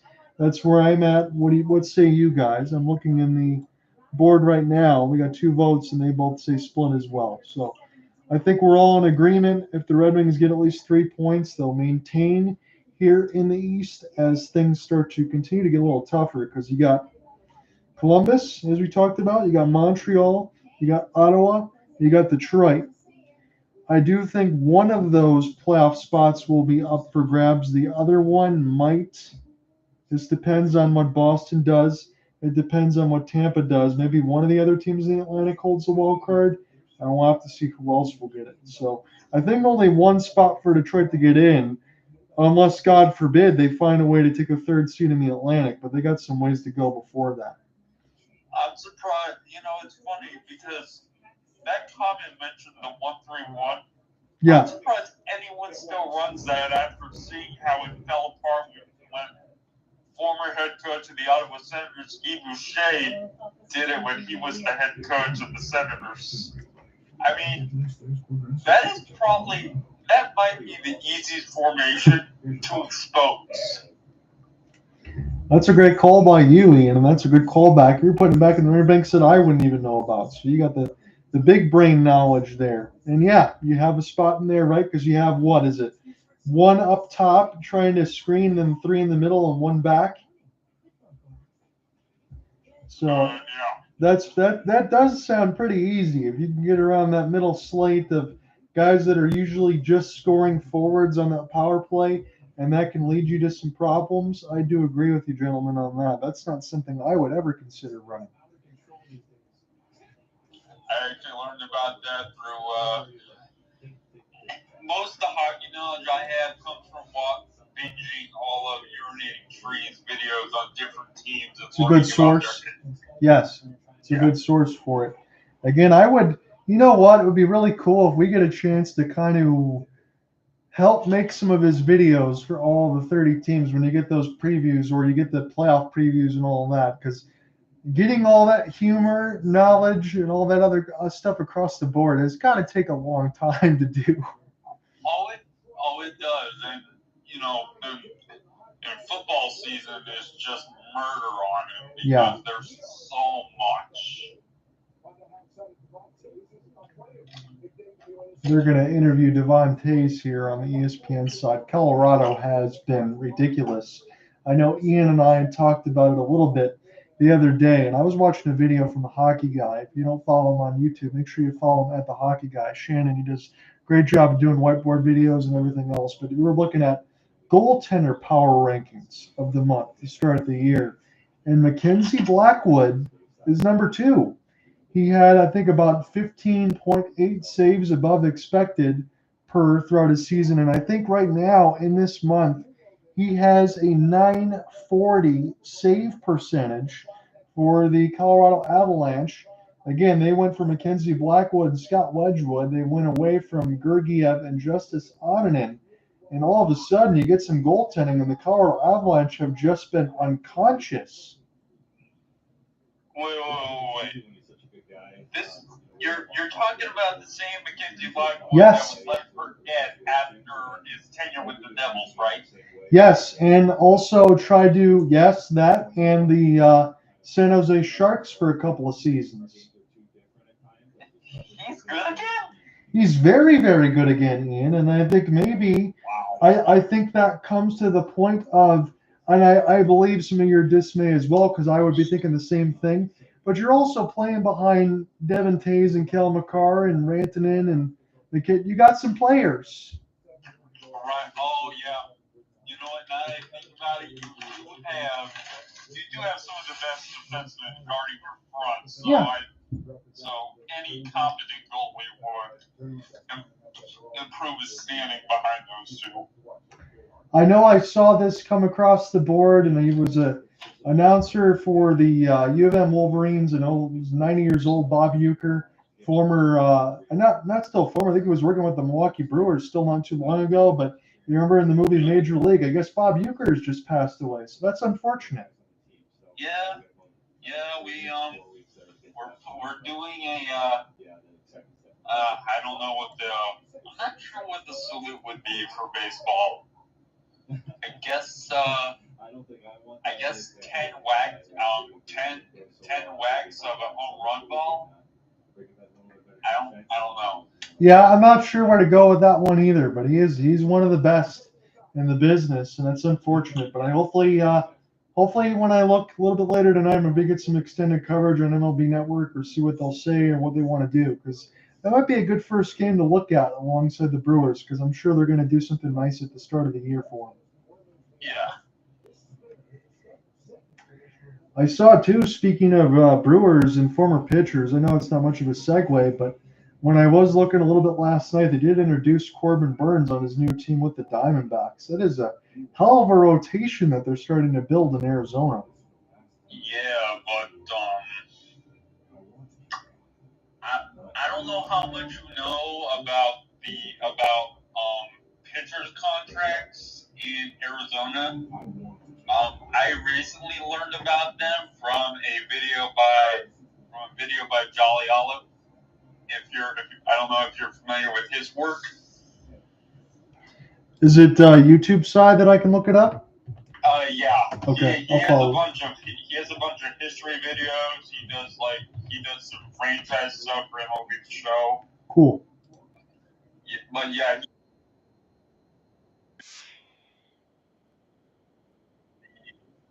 Of the Arizona Diamondbacks, and man, after Randy Johnson, they did not have much luck. I'm definitely gonna. I just subscribed to it, Ian. I'm gonna watch that before I go to bed and kind of brush up on some of that stuff there too, because I want to hear more about it. Because I mean, right now you're talking about that from Randy Johnson. That was a long time ago. Yeah, well, so a few notable names they had. I think you might even recognize some of these names, being a Tigers fan. Okay. You know, they signed guys like Zach Greinke, Madison Bumgarner. They signed a guy named Bronson Arroyo. Yep. Once upon a time, and there were a couple others that just did not pan out for them at all. And some of those guys that you mentioned, again, all the names are familiar, but where they were when they signed with them were already late in their career. Well, Greinke, when he signed with them, had just finished his tenure with the Angels or the Dodgers. Yes. Yeah. And then, Madison Bumgarner was a wash. Yes. I mean, that was rough. Bronson Arroyo, actually, when they signed him, funnily enough, he was still okay because he was, his job was just to be he was the safest acquisition that summer, and he was okay, but not really what they needed. Right. He probably would be more of, this is a complete guess on my part, but like a fourth or fifth when they wanted him to be more. Actually, I think they might have been looking at him to be I can't remember exactly what their rotation looked like at the time, but they were certainly expecting him to be.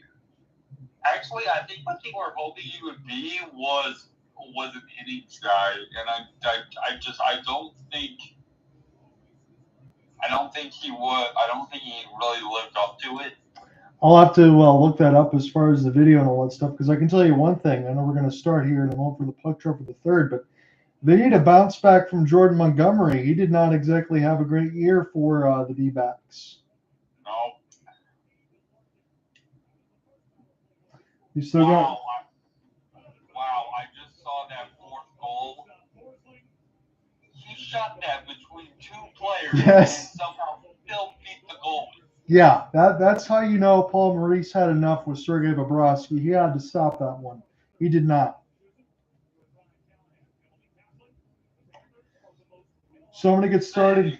I'm going to get started here for this third period. And again, alongside Ian Genji, I appreciate you guys following in on the Twitter X space and on the YouTube side. It's been jumping a little bit, so I appreciate it. Again, anytime I cover a Red Wings game, I think I get more people. So I have to maybe consider doing that more, but I try to figure out the matchups. But Sergei Bobrovsky, this is the 4th straight game in which he's given up 4 goals or more. He got pulled, so Spencer Knight is going to have the rest to work with here in this final 20. So the Red Wings are having to kill off the rest of this penalty. They'll do so by the time Gustav Forsling sends it in.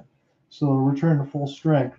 Again, we talked about the danger of a 2-goal lead possibly, but the Red Wings are 13-1-1 this season when leading after 2 and a perfect 5-0 under Todd McLellan. They're going to try to go 8-2 since the coaching change, should they win this one. Again, they lost the very first game against the Leafs before they could even make any structural adjustments. They were not going to win that game. They're just coming off a loss against the San Jose Sharks when Ville Husso kind of got pasted and the defense didn't play very well. So Florida Panthers 12-0-1 in the last 13 games against Detroit. And that is one of the very main reasons why I wanted to cover this game, because as I mentioned, at Amerant Bank or wherever in Sunrise, this place has been a house of horrors for Detroit. So to see them play this type of game against this team, I don't care if the Panthers are struggling or not, 5-4-1 in the last 10. If you consider that struggling or a hangover, this is a good result so far for Detroit. Let's see if they can hold it. As Boquist will lose it, and now this will be pinned by Nate Schmidt as he gets a piece of Jonathan Berggren. Backing around the inboards for Talbot. He had some trouble with it, but the Red Wings now will take this long flip there for Gustafsson as it gets gloved down. And Bjorn Fopp will send this one around the inboards as Boquist will look now in behind the left side. That would be Seider on front right for Bjorn Fopp. He could shoot and close 5-hole by Talbot. Gets a stop right at the 18-18 mark of the third. So tell me something. Who is the regular starting goalie for the Red Wings? So right now, Alec, Cam Talbot is in a 1A, 1B situation with Alex Lyon, but since Lyon is injured, it's Talbot's crease. Husso's the backup, but Husso has not been good since he's been in a Wings uniform largely. Oh, sorry about that. No, it happens because I really liked Ville Husso, but the thing for me is that the defense has been so bad over the last few years. I don't blame him. Give away to Kane! Oh, and it's stopped by Knight. Oh, my goodness. He threw it right to number 88, did Buzlinski's, and I think Kane was trying to do a little dipsy doodle between the legs. Buzlinski's turns it over, and Kane, a little too many stick drags, I think allowed the defense to recover. But the Wings don't score there, but Spencer Knight had to be thinking about his life there for a moment. So this will be a D-zone draw. This will be lost. And now Florida 21-16 on the shot board, but they're down a couple goals. 14 points since December 29. Most in the NHL in that span for Patrick Kane. This one in between his legs. He tried to kick it back to his stick. He couldn't do it. And now AJ Greer will send this one across. A little fourth line time for Florida. And Nosek gets his pocket pick by number 88. We'll send it down deep. Back around now for DeBrincat. Good shoulder check. Try to get this one loose. And now Nosek will get to it. I think we're going to get some pushing and shoving away from the play. DeBrincat all tied up. And alongside Evan Rodriguez, he's trying to rip the helmet right off of the cat. That was a late cut of the camera shot, so I apologize. I couldn't get the first 5 seconds of it. Now they're just talking to each other. Yeah. But you did mention, John, that Kane had been struggling earlier, but that he got better. I didn't realize that he's been that productive lately. Yeah, I didn't know that it was best in the NHL since the end of December. I mean, he's been Blackhawks-like.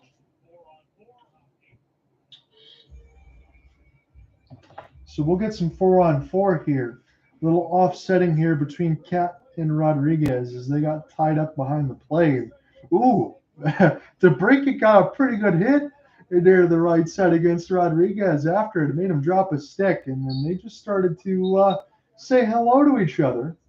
And that will be offsetting here. So we'll stay 5-on-5 in the mix of it, but that was a little bit tied up there between Rodriguez and DeBrincat. Rodriguez has been all over the score sheet. He's been in the box. He's scored a goal. So, 4-on-4 for 2 minutes here, 17:30, alongside Ian Genji on the X Space. And thank you guys on the YouTube for joining in. I know I'm not going to get a lot for Michigan State on Saturday in the mix of the Lions playoff game against the Commanders, but I'm still going to commit to that. And who knows, I might even change it to the Red Wings and the Bolts, considering if they win this game against the Panthers, because I might be excited. But I'm going to try to commit to Michigan State on Saturday with the off day tomorrow. Seider, only 100 player in the NHL between hits and block shots. It's 107 hits and 104 blocks. Seider. Now Larkin. Thank you for ESPN with that stat. This one's saved by night and brushed into the corner. Dylan Larkins look like he's got an extra jump in his step today, and that's always good to see from the captaincy because he is one of my favorite players. I know they talk about whether he should be a 2C or where he should be in the lineup, but I think he's a good leader for this team, and I'll die on that hill. As Verhaeghe, now toward the left side of the red line. He'll slow up. Here's Schmidt off the touch. One more minute of a 4-on-4. It's Nico Mikkola. He's pinned against the glass by Simon Edvinsson. You can see his size out there alongside Albert Johansson, the future of the Red Wings D-corps. Race for the puck. This is Compher with a shot. This one will go off the outside of the post. JT will now send this one down deep. 35 seconds left in the 4-on-4. Seider will back it up and through neutral across the Cats logo on his back skate. As the Red Wings forwards will take a change, 53 still dancing with it. They'll send it back. 15:50 left to go in this third. Red Wings still up by 2. Seider across the goal now. This one goes up the outside of the cage, and Bennett try to race the other way, right to left. In the home red jerseys with the blue pants. Kachuk overskates it, and this will just get out away from Veslinski, so stick chop it. Right to his defensive partner, Bornfot, former LA King. Off the drop here for Bennett. Joe Veleno gets around that nicely, does Bennett. This one goes off the outside of the cage. Veslinski's now with Bornfot. Is this at the doorstep for Bennett? Shoots, couple stops by Talbot with the left side stick. Now Evan Rodriguez over the crease. Here comes the slapper, and Talbot sees it all. Will hold it. Gustav Forsling let it go.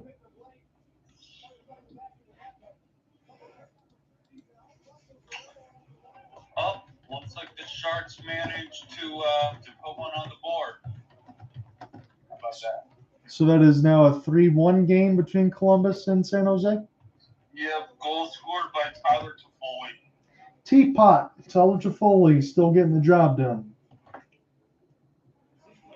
No goals in the last 19 games for Sam Bennett.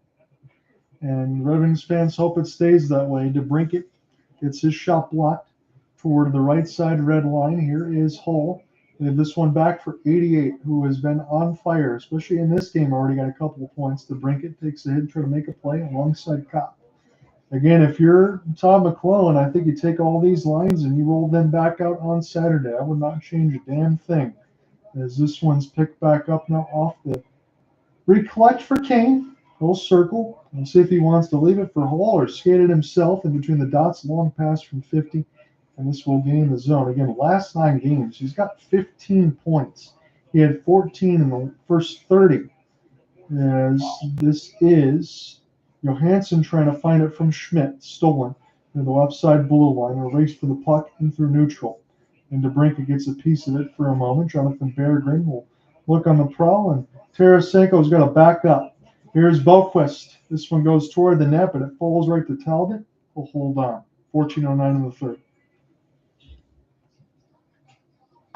You missed his new haircut So because you were busy. So which line is Tarasenko on? Because usually, I can't remember if I think he played center for the Blues. I don't know if his position's changed. See, he was usually a winger for the Blues. He could play some center too. I don't think you're wrong on that during the beginning of his career. But right now he's in the third line with Compher, Berggren, and himself, Tarasenko. So I think bottom 6 is a good role for him right now. Again, he was a little bit slow to start scoring some goals. He did do well on the other day in the San Jose loss as he picked up a goal and a couple of points. Tarasenko could get things going too. That would be a good piece for Detroit. And alongside Marco Kasper in the wall. This is line numero uno here for Detroit. As Todd McLellan's squad turns it over. And now onto the right side, this will be chipped in by Evan Rodriguez. Shot board reads 26-18. Talbot stopped 24 of the 26 chances. And Sergei Bobrovsky had given up 4. Spencer Knight hasn't given up any just yet. Seider rolling puck. This will be recollected in the neutral zone as this is Lusterinen. Takes a hit. Bennett now on the charge. And against Ben Sherratt, again, the former Panther, I believe, as well as he was picked up at the deadline. Lusterinen will send this around for Bennett. Big hit from Seider.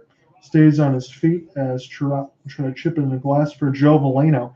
This goes right to his Buzlinskis, and this one goes wide of Talbot. 12:50 left to go in this third. As this will roll back around for the Red Wings defense, the left side red line. Christian Fischer get this one ahead. Spencer Knight will slow it down as it rolls all the way in their own end, and Paul Maurice's offense can get some changes. Defense still out there right now. This is back with their top line of Barkov and Tkachuk. As Bjorn Fopp will send this one with Gustav Forsling and sent in for Hull. We'll wrap it around the embankment. Red Wings able to chop this one out ahead. Not far enough for icing as Dmitry Kulikov in his second stanza with the Panthers will send this one now for Hull. Now this will cross pass as the Red Wings will flip it in. This one will get sent back down in the netting over the. So no penalty. 12:09 left to go in the third. We'll take a break. Red Wings still up by 2.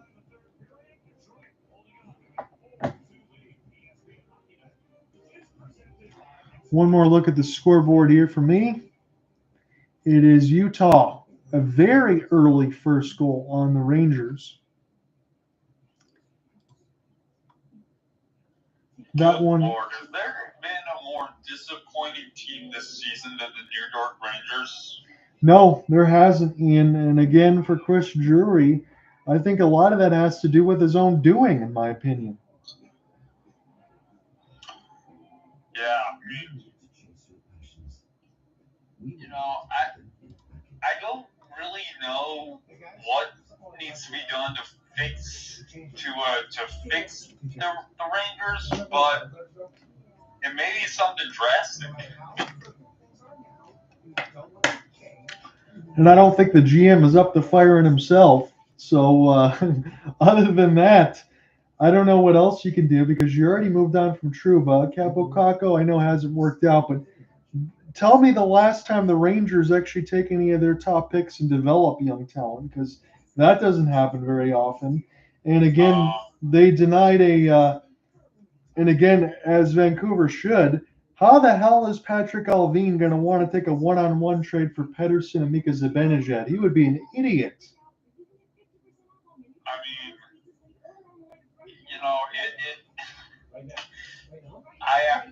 I don't know. Sincerely, I don't know. I mean, there is nobody on earth that would take Mika Zibanejad for Elias Pettersson off a one-on-one deal.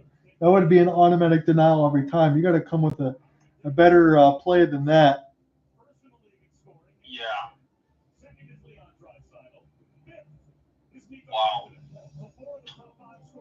Sorry, they were just showing Connor McDavid having his point total before his 28th birthday. I just saw on that he's got the same amount of points, 1,040, as Steve Yzerman does. Oh, he's on a hell of a list. He is. Thing is, I think by that time, at least a couple of those guys had Stanley Cups in their back pocket. Yes, and again, alongside of that, that's the difference that Connor McDavid wants. They were close at the end of it when they forced 7. And I remember, again, I was a little too young before when Steve Yzerman started. But, I mean, he was one of the best goal scorers, period, in the NHL. He could do things like Connor McDavid could do. But Scotty Bowman said, you know what, you better turn yourself into a two-way player if you're going to play for me. And that's how things changed a little bit for Stevie Y. Also helps when you're playing with guys like Sergei Fedorov, who I'm still waiting for his number to be retired here in Hockeytown. It really grinds my gears that it's not turnover. Casper was right out in front of it, and this will be recollected for Reinhardt. Try to send this one ahead for Gustav Forsling. So the Panthers not necessarily running out of time yet, but this next goal would do them wonders if they could get it. 11-10 left to go in the third. I know one of you guys in here had mentioned, I know it was Chef, he said as soon as Larkin ended up having the kid, the game kind of changed the other way. I'm not going to disagree with you there, but I do think it's nice, at least for Larkin. I don't want to always play the defender game. But this is the first time between a lot of these Red Wings players, my friend, that they actually have a coach that knows what he's doing, because Jeff Blashill was a first-timer and so was Derek Lalonde. So I'd say let that continue and let it go out in the wash, because you need guys like him. This is putting out toward the right side for Lindell. And again, I won't argue it too much because I don't completely disagree with you, as this is now Nico Mikkola. I'll send this in across the red line. Shot attempts in this period. Again, 22-17 for Florida in the second, 32-15 in the first. And the Red Wings really turned that around as it's been going on 8-8 so far in this third. And this is a good defensive play in the third here for Detroit. Kane off the long flip. Delano tried to pry it loose as we're getting halfway through the third. Schmidt, now Bennett. Little toe drag move as this one goes to the left side dot. A good back check for Joe Veleno. His game's really percolated since the change as well. He couldn't really find ice time alongside with the Wings and Derek alone. And he's starting to play on the top six lines just to really see what they have. I think that's smart. As this is now bounced up, Veleno tries to find it. Rasmussen couldn't get to it. Seider will slow it down. Left side red line. Red Wings forwards take a change. 9:35 left to go in this third. Again, road stand will be a back-to-back as they'll go to Tampa and then they'll end in Dallas at American Airlines. And if they can somehow find a way to get to 4 of 6, God forbid 6 of 6, I think the Red Wings fans would be completely excited with the way that this has been going. Long shot. This one will go way above the glass. Settled down by Kulikov as Florida tries to get some puck possession. Evan Rodriguez, one-timer. And Sherratt finishes his hit, as this will be picked up now for A.J. Greer. A little bottom six time. Forsling with a shot. Talbot's got it in the glove hand. 9:03 left. So, John, Yeah. Sergei Fedorov, was that the player they called the Russian Rocket or something? So, Russian Rocket, the Rocket was Pavel Bure, and that was the Vancouver side. But for Fedorov, let me tell you this. You know about Pavel Datsuk, correct? So, I've heard the name. because I've heard the name Datsuk. I'm not familiar with this game. okay, so what I want you to do, this is what little homework assignment here for you, like you showed me on the YouTube side. So if you look on the Red Wings channel, and then I'll give you the exact name. It's A Wood, all one word. So the word wood, but A in front of it. A Wood 40. That's the Red Wings specialist for all the videos. He's got a Datsuk highlight reel. You don't have to watch the whole hour, but just skim through it. Essentially, he is one of the best stick handling gods in the NHL. I don't want to oversell, but he's a stick handle god. And he's also a great 200-foot player. He can score some highlight reel goals. In comparison to Fedorov, Fedorov could do a lot of that too, but he also could play defense. Scotty Bowman made that right winger play defense alongside Steve Yzerman and Nick Lidstrom to be able to get the job done. Fedorov is one of the best players I ever seen. And it's a shame that his number's not retired, because Fedorov belongs in that same vein as guys like Gordie Howe, Steve Yzerman, Nick Lidstrom. I think Fedorov was the best player in that era. Yeah. He literally could do everything. So I'll let you guys let me know. Chef, you tell me what you think if you're still around here. Do you think Fedorov was even better than Datsuk? Give me the comparison. What do you think Sergei Fedorov is? I know some of these guys might be younger as well, but I know I'm going to get a little bit longer in the tooth. They're talking about Todd McLellan in some of his comments, and again, he was just flat out saying, I'm not afraid to call out players if they need to be called out and let them know what they need to fix. I love that. Yep. So they're just talking about it alongside Emily Kaplan with Justin Hall. They flat out said in that game a couple nights ago, Justin Hall didn't play that well, and they wanted to let him know what he was going to fix. You know what? You fix some of that stuff, you come right back out, you get ready to play again. You got to have guys be able to be held accountable, and I think the players want that too. That doesn't mean that you scream at them, but you got to make sure they know the assignment, they run their sets well, and they do things right. And I think in the mix right now, as I talked alongside Ian, and I'll get into the play-by-play in a second, but JB Bickerstaff, AJ Hinch, Todd McLellan, and in the mix now, you have Dan Campbell. I think you have the best pro coaching staff that Detroit's had in decades as the Red Wings ice it. So the Maple Leafs tie it on the power play. Willie Nylander, when with Austin Matthews. Austin Matthews just scored a tie at 2-2 in a Sheldon Keefe's homecoming. I'm interested to know whether he got a video tribute or a cheer or a boo. We'll see what they'll bring alongside. I'll have to peruse some of the highlights. We've got a busy NHL schedule today. Reinhart, 84 goals in the last 2 seasons, second most in the NHL. Only Austin Matthews has more at 85. And we know about Sam Reinhart's unbelievable year last year when the Panthers won the Stanley Cup. 8 minutes left to go in the third. As here is a bouncing puck.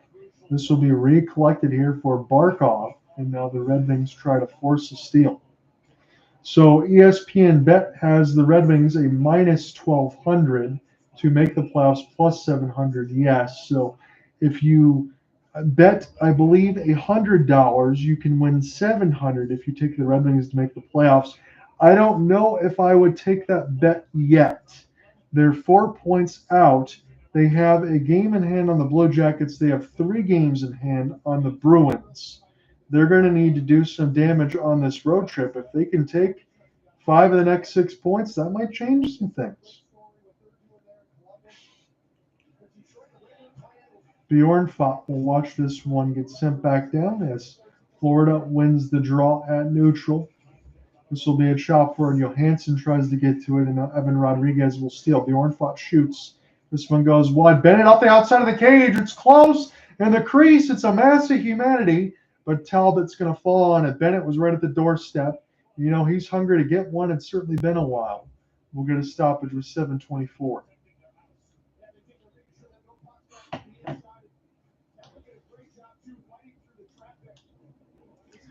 I almost read off the Pistons for dead over the last 10 minutes, but it looks like it's still going to hold. Pacers got a 107-100 lead on the Pistons with 1:40 left.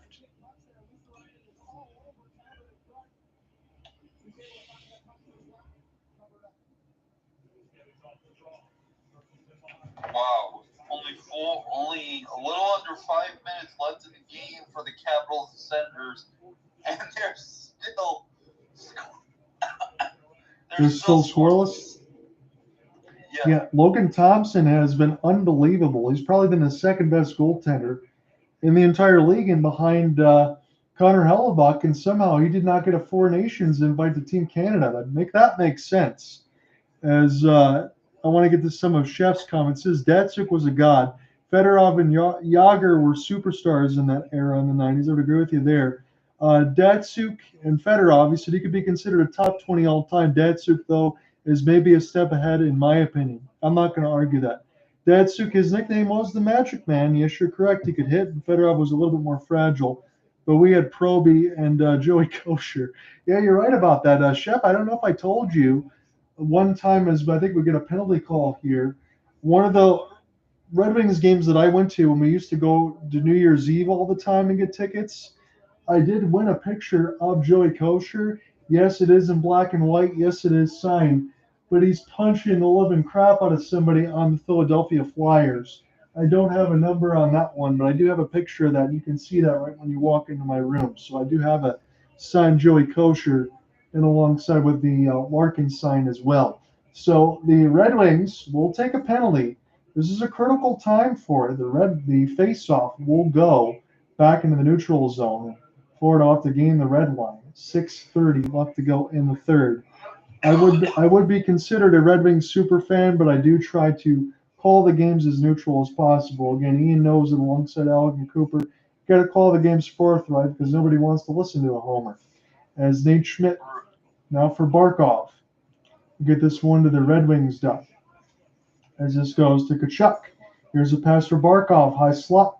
Right side. Kachuk shoots. This one will go off the back side of the post. Pick up now for Barkov. Now Carter Verhaeghe. Kachuk near the right dot. Centering feed. Reinhardt. What a save. Talbot. As this goes now toward the left side of the dot. It's Schmidt trying to recollect. This is a critical kill for Detroit if they can get it. They're up by 2. Barkov. Kachuk toward the right dot. He shoots forehand. This one goes wide. This will allow Seider to full sail clear. He'll do so. Perfect work.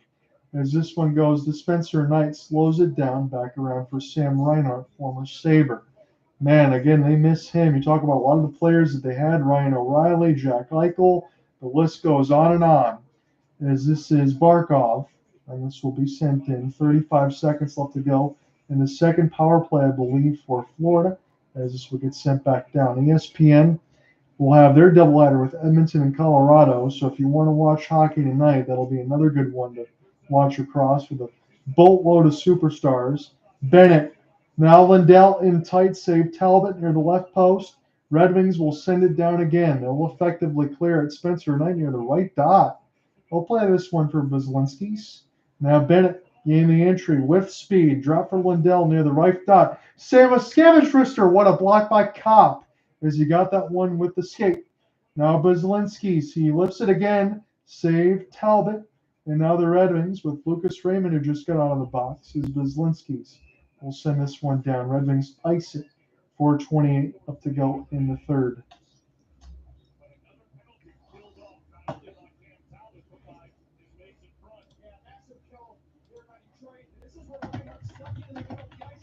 Also, the Calgary Flames are on the board. It looks like, let me see if I'm pronouncing this, Yegor Sharangovich. You got it. Yegor Sharangovich has not scored a lot of goals when he's been picked up from the Devils. He did last year, but not so much this year for Calgary. They need him to get going.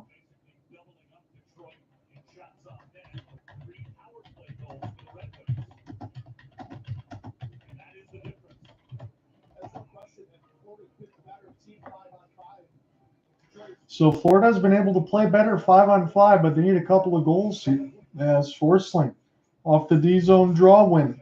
4:20 left to go in this third. The Red Wings, courtesy, they have the lead of 3 power play goals, 3 of 4. Florida's 0 for 3.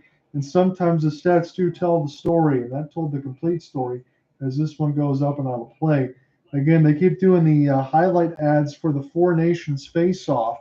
I know I will miss one of those games, and between Canada and the United States with my Waterford Sharks assignment, which I feel is bittersweet there, but I'd like to see the United States do well. I'm excited for that one next month as we go to break.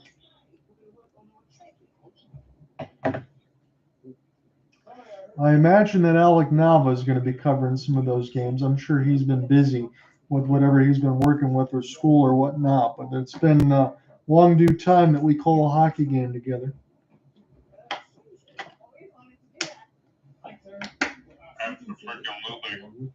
Yeah, and I imagine with all 3 of us, I think we're going to be joined in. Most of those games, I think, of Four Nations will be on ESPN, so I'm imagining we're all going to be working together on that one.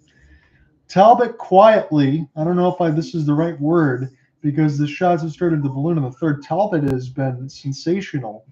34 of 36 with a .944 save percentage. Spencer Knight's only had to stop 4 shots. That is from a span of roughly the last 2 minutes of the second and then all of the third. Spencer Knight hasn't had to do much of anything. Sergei Bobrovsky's night was done on 11 of 15. He did not look good today. Again, 3 straight games in which Big Bob has given up 4 or more.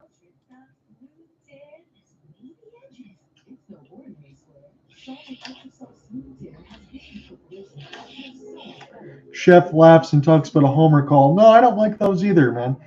I think we got the best in the business alongside Detroit and between Ken Daniels and Ken Kell on the radio side. I mean, that's about as good as it gets. You mix in now Jason Benetti alongside Dan Dickerson for the Tigers calls. I mean, those guys love their home teams, but they don't call it like a home game.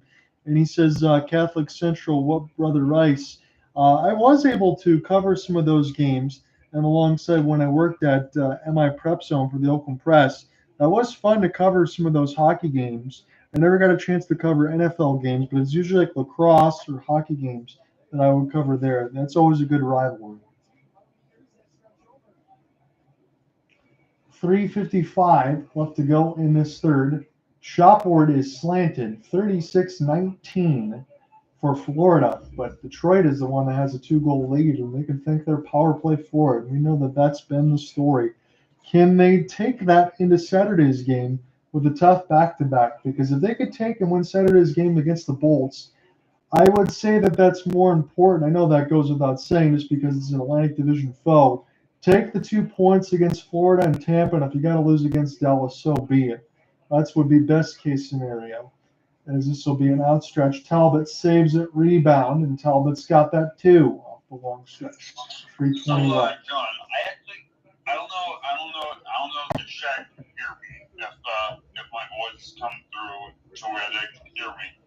Gotcha. If they can, or even if they can't, I have a question for them. Sure. Being that when all of us were watching, you've been watching hockey longer, but when I started watching, for the national games, it was Doc Emmerich. What is everyone's opinion on the national commentators for ESPN, Ryan Callahan and Bob Wischusen? Yeah. We'll throw it to the panel here. Chef, Stingray, if you guys are still in here, what do you guys think of Callahan and Wischusen? Because I do think Bob Wischusen's pretty good, but when you're getting to Leah Hextall, I'm not trying to throw shade because you want to have everybody continue to do play-by-play and work on their craft. I think ESPN has a couple good ones. I would say Sean McDonough's okay. Bob Wischusen's their best one, but ESPN with their national broadcast, maybe 4.5 to 5 out of 10. Bob Wischusen saves it, but I mean, Doc Emmerich, the stuff on NBC is about as good as it gets. ESPN's pretty lacking. Yeah, they don't really have. As no Chef was saying, he's not familiar. Chef, you said Brother Rice. Did you play hockey? I'm assuming, and because again, you guys probably do some damage against CC, and that was pretty good. He says he never goes to ESPN for hockey ever. I don't blame you. If you don't have to, I don't either. I only pay for ESPN Plus to cover some of the other stuff outside. If in here locally, it's always Ken Daniels and all. We get a scrum right at the net with 157. The Cats have pulled their netminder. Yeah, unfortunately, ESPN Plus is the only way I get hockey games because Kansas City doesn't even show Blues games anymore. You got a little bit of a blackout there, Ian? Oh, I was saying that Kansas City doesn't even show Blues games anymore, and they're the closest market. That's crazy. So you get stuck with some of the blackout stuff, which is not fair. Chef says in between Steve and Brother Rice, great rivalry. CC and Trenton were a problem back. Yeah, they are. They usually are, and they definitely were. What did you play, Chef? Did you play offense or defense? What position did you play? Just curious. You could tell me that you were dominant too. Tell me how many goals you scored and all the natural hat tricks and everything else, whether you did or didn't. I want to know. Just give me some of your thoughts. I'll stick around for a little bit, get some story time. Let's see for the NHL board. Did we get any goals yet in between the Caps and Sens? No, they're in OT. If this finishes before that, I'll jump in for the shootout or anything else. But wow, for the Blackhawks, a rare goal scored by one Alec Martinez. Alec Martinez for Mr. Alec Nava. We'll be happy about that. Here's an empty net for Larkin, and he scores. I think that 11 for a 71. Dylan Larkin's going to get his second. The empty net doesn't mean a damn thing, and the Red Wings going to take a critical 2 points as they now have a 5-2 lead. You finally beat your boogeyman. You can say that again, Ian. Again, through all that stuff for the House of Horrors that it's been in Florida. And this was, they threw an octopus on the ice. Well done, ladies and gentlemen. Love to see that. Again, it's someone's got a jacket on that says Original 6. And I do see a lot of Red Wings fans here in Florida. And a little Al the Octopus on the top. So good job for ESPN giving me those camera shots. That makes me feel good. The Devils and Maple Leafs are tied. So again, I'm probably going to stay on this broadcast a little bit longer here, Ian, if we can get to this once this gets done. For OT and maybe some OT between the Devils and Maple Leafs. It won't be full play-by-play or anything, but I'm going to stay on and watch these. Ducks and Lightning are also tied at 3-3, so I think we're going to have some bonus hockey, ladies and gentlemen. Free hockey. So another save Talbot. That's going to add to his totals. It is 38 out of 40. Spencer Knight is not giving up a single goal. That one was an empty net. Chef says he was not a star. I was small, third line right wing. Now I play defense, but I played center when I was playing for Compher. That's pretty cool, man. Again, it's always good to see. I always talk about the team that I covered alongside. It's just an A league, a little semi-pro hockey league, as Talbot makes the save for the Waterford Sharks. But I cover that at Lakeland Ice Arena. I'm in the Waterford area, not too far from there, and it's a 4-team league, but it's a lot of fun. Those guys are pretty damn good. A couple of the guys above, they play for the Motor City Rockers, a little league in the APHL. It's a 6-team league. They bounce between Chicago, St. Louis, Atlanta. Some good times. I have some fun with the Sharks. Cover their home games and do some play-by-play for them. Helps give me some practice. Go ahead. We have a winner for the Cats taking an OT, and without looking, just take a guess on who scored the OT winner. I'm going to say Alex Ovechkin without looking for the Caps. Ding, ding, ding, ding, ding. I have to 21st goal of the season. Have to guess that one. So Ovi's going to get the winner. I'm going to close out the play-by-play official for the recorder. We're going to keep the space and everything open for a moment. Red Wings win 5-2. I'm going to flip over here to Devils and Leafs. So what do you guys think? I know you're still on the YouTube side of it, Chef. I appreciate you sticking around as well alongside with Ian. That Todd 8-2 now under the Todd McLellan era. I think it's more of a coach bump at this point. I definitely can say that he's got the structure, the systems. He's unlocked Larkin, DeBrincat, Kane. He's got them back on track. It looks good. So I'm loading up the app right now. Again, if Ducks Lightning stay 3-3, depending on how quick the Devils and Maple Leafs finish, you can probably catch that one too. Yep. I'm already tuning to Devils and Maple Leafs. So just for the sake of getting away from Chris Cuthbert and Craig Simpson, I'm going to go on the Devils cast this time. Yeah, same here. A little too much of a homer call for me for the Leafs. I agree. All right. So I got a $1.23 as Nico Hischier can't win the draw. Again, my feed is still trying to buffer a little bit. Again, I don't have all the rosters in front of me. I'm not going to continue to track those only because we might be flipping as well to another game if we can get it in time. Flames and Blues, that one's still 3-1 with 3:30 left to go in the second. So here's something. Rangers and Utah ties 2-2. We actually have someone scoring their first goal of the season. Arthur. I think it's pronounced. Yeah, Arthur Kaliev. Arthur Kaliev, yes. The former LA King has scored his first with the Rangers.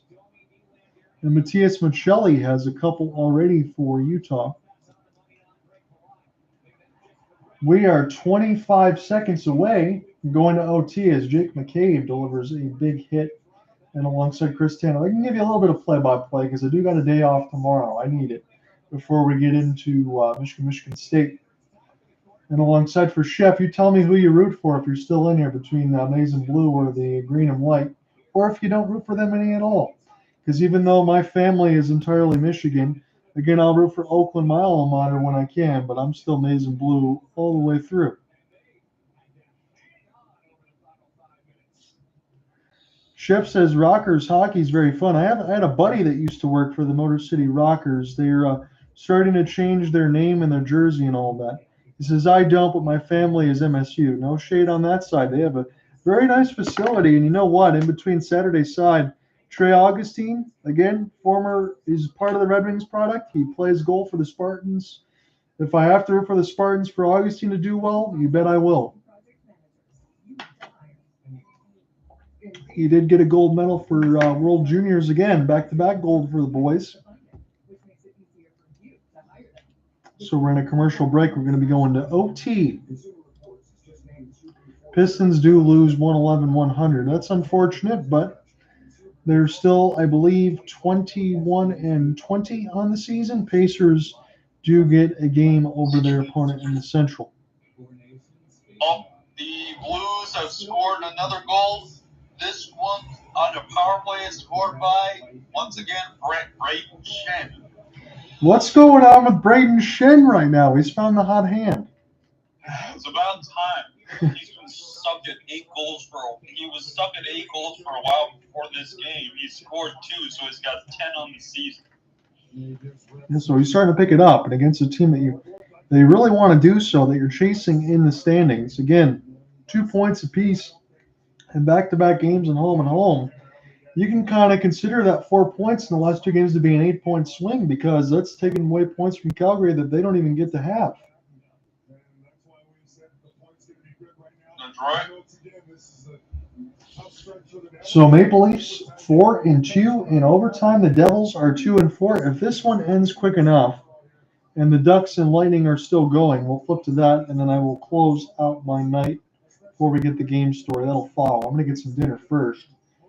But we will get underway here 3-on-3. Imagine we're going to see Jack Hughes. We're going to see Austin Matthews, Jack Hughes, and Luke Hughes. Again, the former U of M standout of Luke Hughes. Luke and Quinn, that was fun to watch them a couple times at Yost. I did go there to watch U of M play hockey against Minnesota a few times. It's a good rivalry.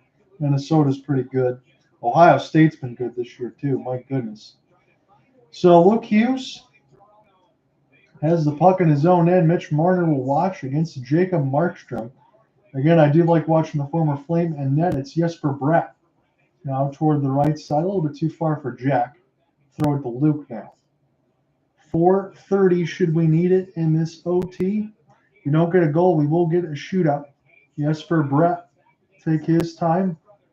Luke hits the post as this goes now around to Jack. He hit the left side. He ripped that thing. Now Jack Hughes, number 86. They'll leave it here for Luke. Luke now walks and shoots again. This one goes off the glove hand of Wall. Now Timo Meyer. He was going for the top right bar as Wall was in the butterfly. And now Austin Matthews will get first puck possession here. Matthews cut toward the right wing. He'll take his change. Marner. Outstretch. It's a break. Nylander scores! They caught everybody flat-footed after Luke Hughes just hit the post. And it looks like Sheldon Keefe is going to have to walk away disappointed. Willie Nylander sniped that past Markstrom. We're going to... Okay, quickly to the Ducks. I'm going to go Ducks Lightning right now, as they're going into OT. So Willie Nylander gets the game winner. We got one more bonus here for you before I split. I appreciate you guys still hanging around. We're getting some bonus hockey. So how about that, Ian? We were on time for all 3 of these games. We covered one in entirety, and now we get another OT. Braden Point, McDonough, and Kucherov. Jackson Lacombe, I think, is going to go ahead and take the draw. Again, I don't have all the names in front of me, so forgive me, but we're just going to do this on the fly. So McDonough in his second tenure as its Kucherov. Again, he's one of my favorite players in the NHL. I make no bones about it. Can he be lazy at times? Yes. But is he spectacular? Also, yes. As Point steals and gets it to Kucherov. So he's got this across the bolt at Omri Arena. Here is Kucherov. He'll wrap around near the right side. I don't know if it's John Gibson or it's Dolstall. Dolstall is in. As this is Kucherov. Kucherov now will just chip this off the glass. He gives it right to the Ducks for whatever reason. Now it's a 2-on-1. Troy Terry, what a move! As he got an inside out of Kucherov, and now Point now off the drop to Nikita between his legs. He tried to get it to Dostal, and now the Ducks can go ahead and break the other way. Victor Hedman, last man back. Here is Arister, stopped by the big cat, and he will elect to play it. As Victor Hedman have to let his forwards take a change. Cirelli will stay on the ice. Kucherov will exit. Anthony Cirelli, who's already got a goal in this game, he gets the puck knocked away from him, and now 2-on-1. As this will be Alex Killorn off the wing. Mason McTavish. Now we'll go to Owen Zellweger, a couple guys on Team Canada. And McTavish gets his shot blocked. Will be picked up now here for the Ducks. And now this will start again for Alex Killorn, who got a big deal a couple of seasons ago. And off the spin. Good work there for Cirelli. Able to force the steal. Cirelli on a 2-on-2. He'll drop it right back to Hedman. He snipes, but Dolstall makes the save as Brandon Hagel loses the puck for a moment. 2:55 should we need it in this 0-2. We already saw Willie Nylander score for the Leafs. Now what's Mason McTavish going to do? McTavish on his backhand. They'll send it back to his defense. Lucas Dostal. Now we'll play it. So it's Paul, Hagel, Getzel, and Perbix in the mix. Getzel and Perbix. Perbix the lone defender as the Ducks have the puck. Here's a backhanded move for Cutter Gauthier. And this one will hit the glass. Go out of play, 2:28. We'll have to go in the OT should we need it. Yeah, right now it's Gauthier, Mitugov, and Vetrano out on the ice for the Ducks. Thank you for that, Ian. Cutter Gauthier was one of those guys that just hit the post, by the way, but one of those guys that was supposed to play for the Flyers, and he decided he did not want to play there and forced his way into a trade. He's on another young team, but the Ducks do have some up-and-coming talent alongside GM Pat Verbeek. Nick Paul will win it. The former Sen will get this one back here for McDonough. It'll be Getzel and Paul on the ice right now. Jake Getzel. Again, he was the rental there for Carolina. They could not hold to him, but Getzel's been amazing as a bolt. This one goes wide. Jake will go all the way back and across center. Pick it up. Jake now across here for Nicholas Paul. Backhand, and Getzel was near the crease, but it's turned over right to the Ducks, who can try to go left to right. Again, I do not like the Ducks jersey combinations. Their logo is a 10 out of 10, but the colors are awful. That's just my opinion. As this one is dropped near the right side dot off the spin and turn. As this will be intercepted. Troy Terry loses an edge. Kucherov, but there was the last man back on defense here for the Ducks to pick this one up as Terry lost his edge. Here's a drive toward the net. Use the wraparound instead. Gauthier will leave it off the drop here for Terry. One more. Lacombe shoots. Stopped by the big cat. 1:17 left.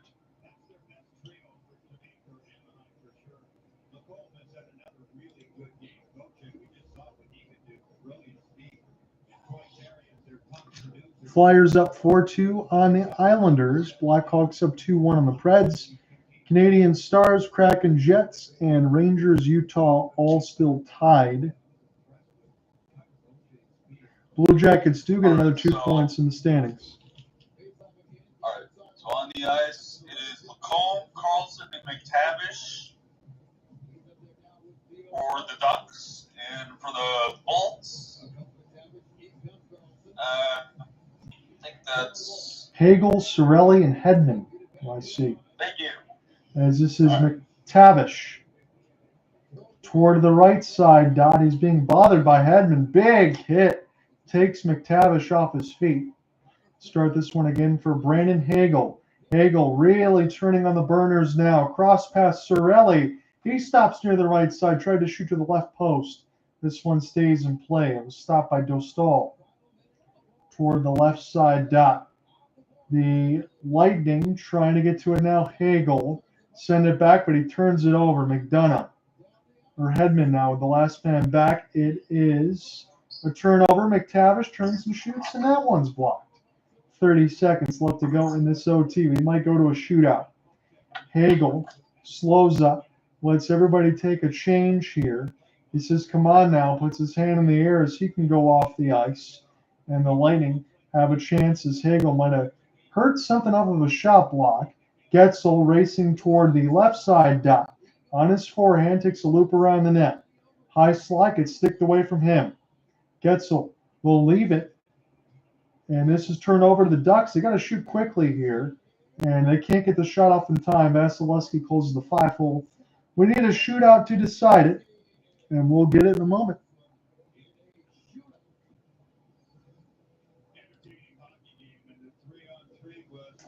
Chef says, got to run, but great commentary as always. Have a good one. Catch you next time. Appreciate you, Chef. We'll talk soon, my friend.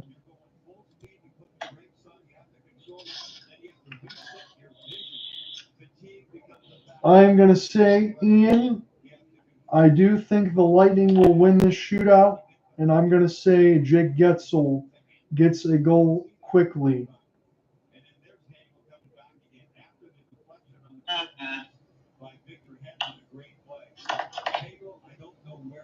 I don't have the shootout order in front of me. We're not going to know until we know. But for before the Ducks, I'll say Troy Terry scores one. I'll say Jake Getzel scores one. But the Lightning will win in the shootout. Yeah, I don't know the shootout order for the Ducks.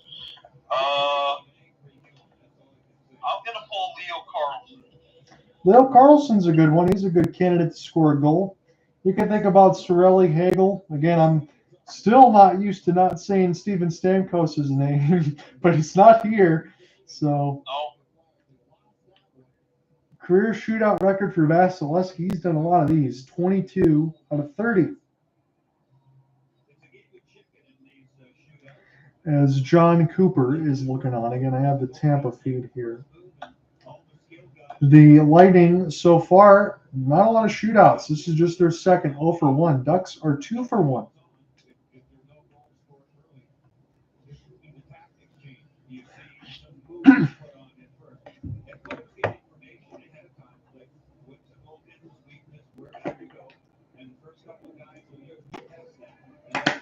So Jake Getzel will go first. Tampa has elected to go first, or they won the coin toss, however the hell they decide to do that. So Getzel now will get this across center ice. He is toward the right dot forehand, and he snipes it toward the right side of the bar and in. So I called my shot with Jake Getzel. He scored the first one, and we'll see if the Ducks can respond. This is a forehand snipe that just goes 5-hole right there, Dostal. I mean, that's the Red Sea right there. Shot right between his legs.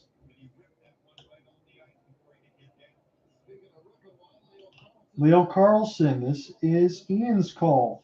Carlson now. Forehand backhand. And Vasilevsky made him run out of time.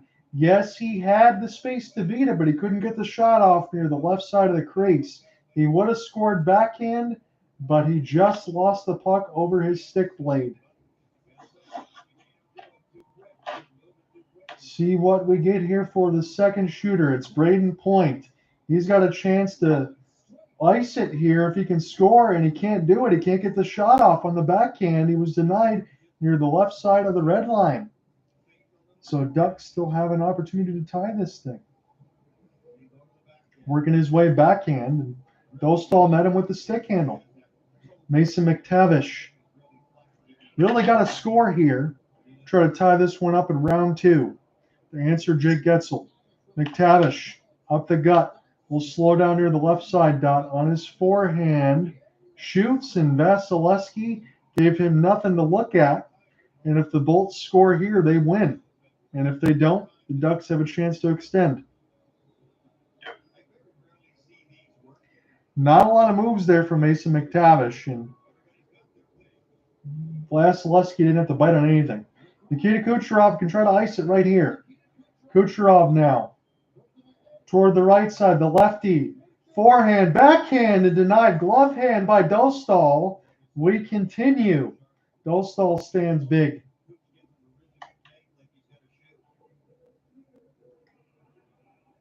Forehand right into the backhand curl, and Dostal got low with the pad and denied a lift.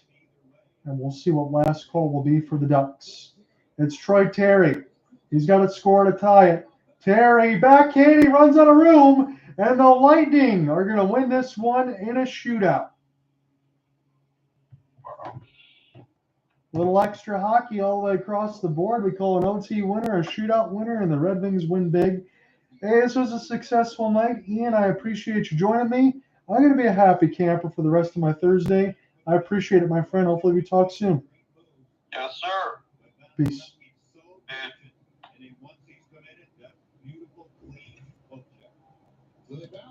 Appreciate you guys. We'll catch you on Saturday.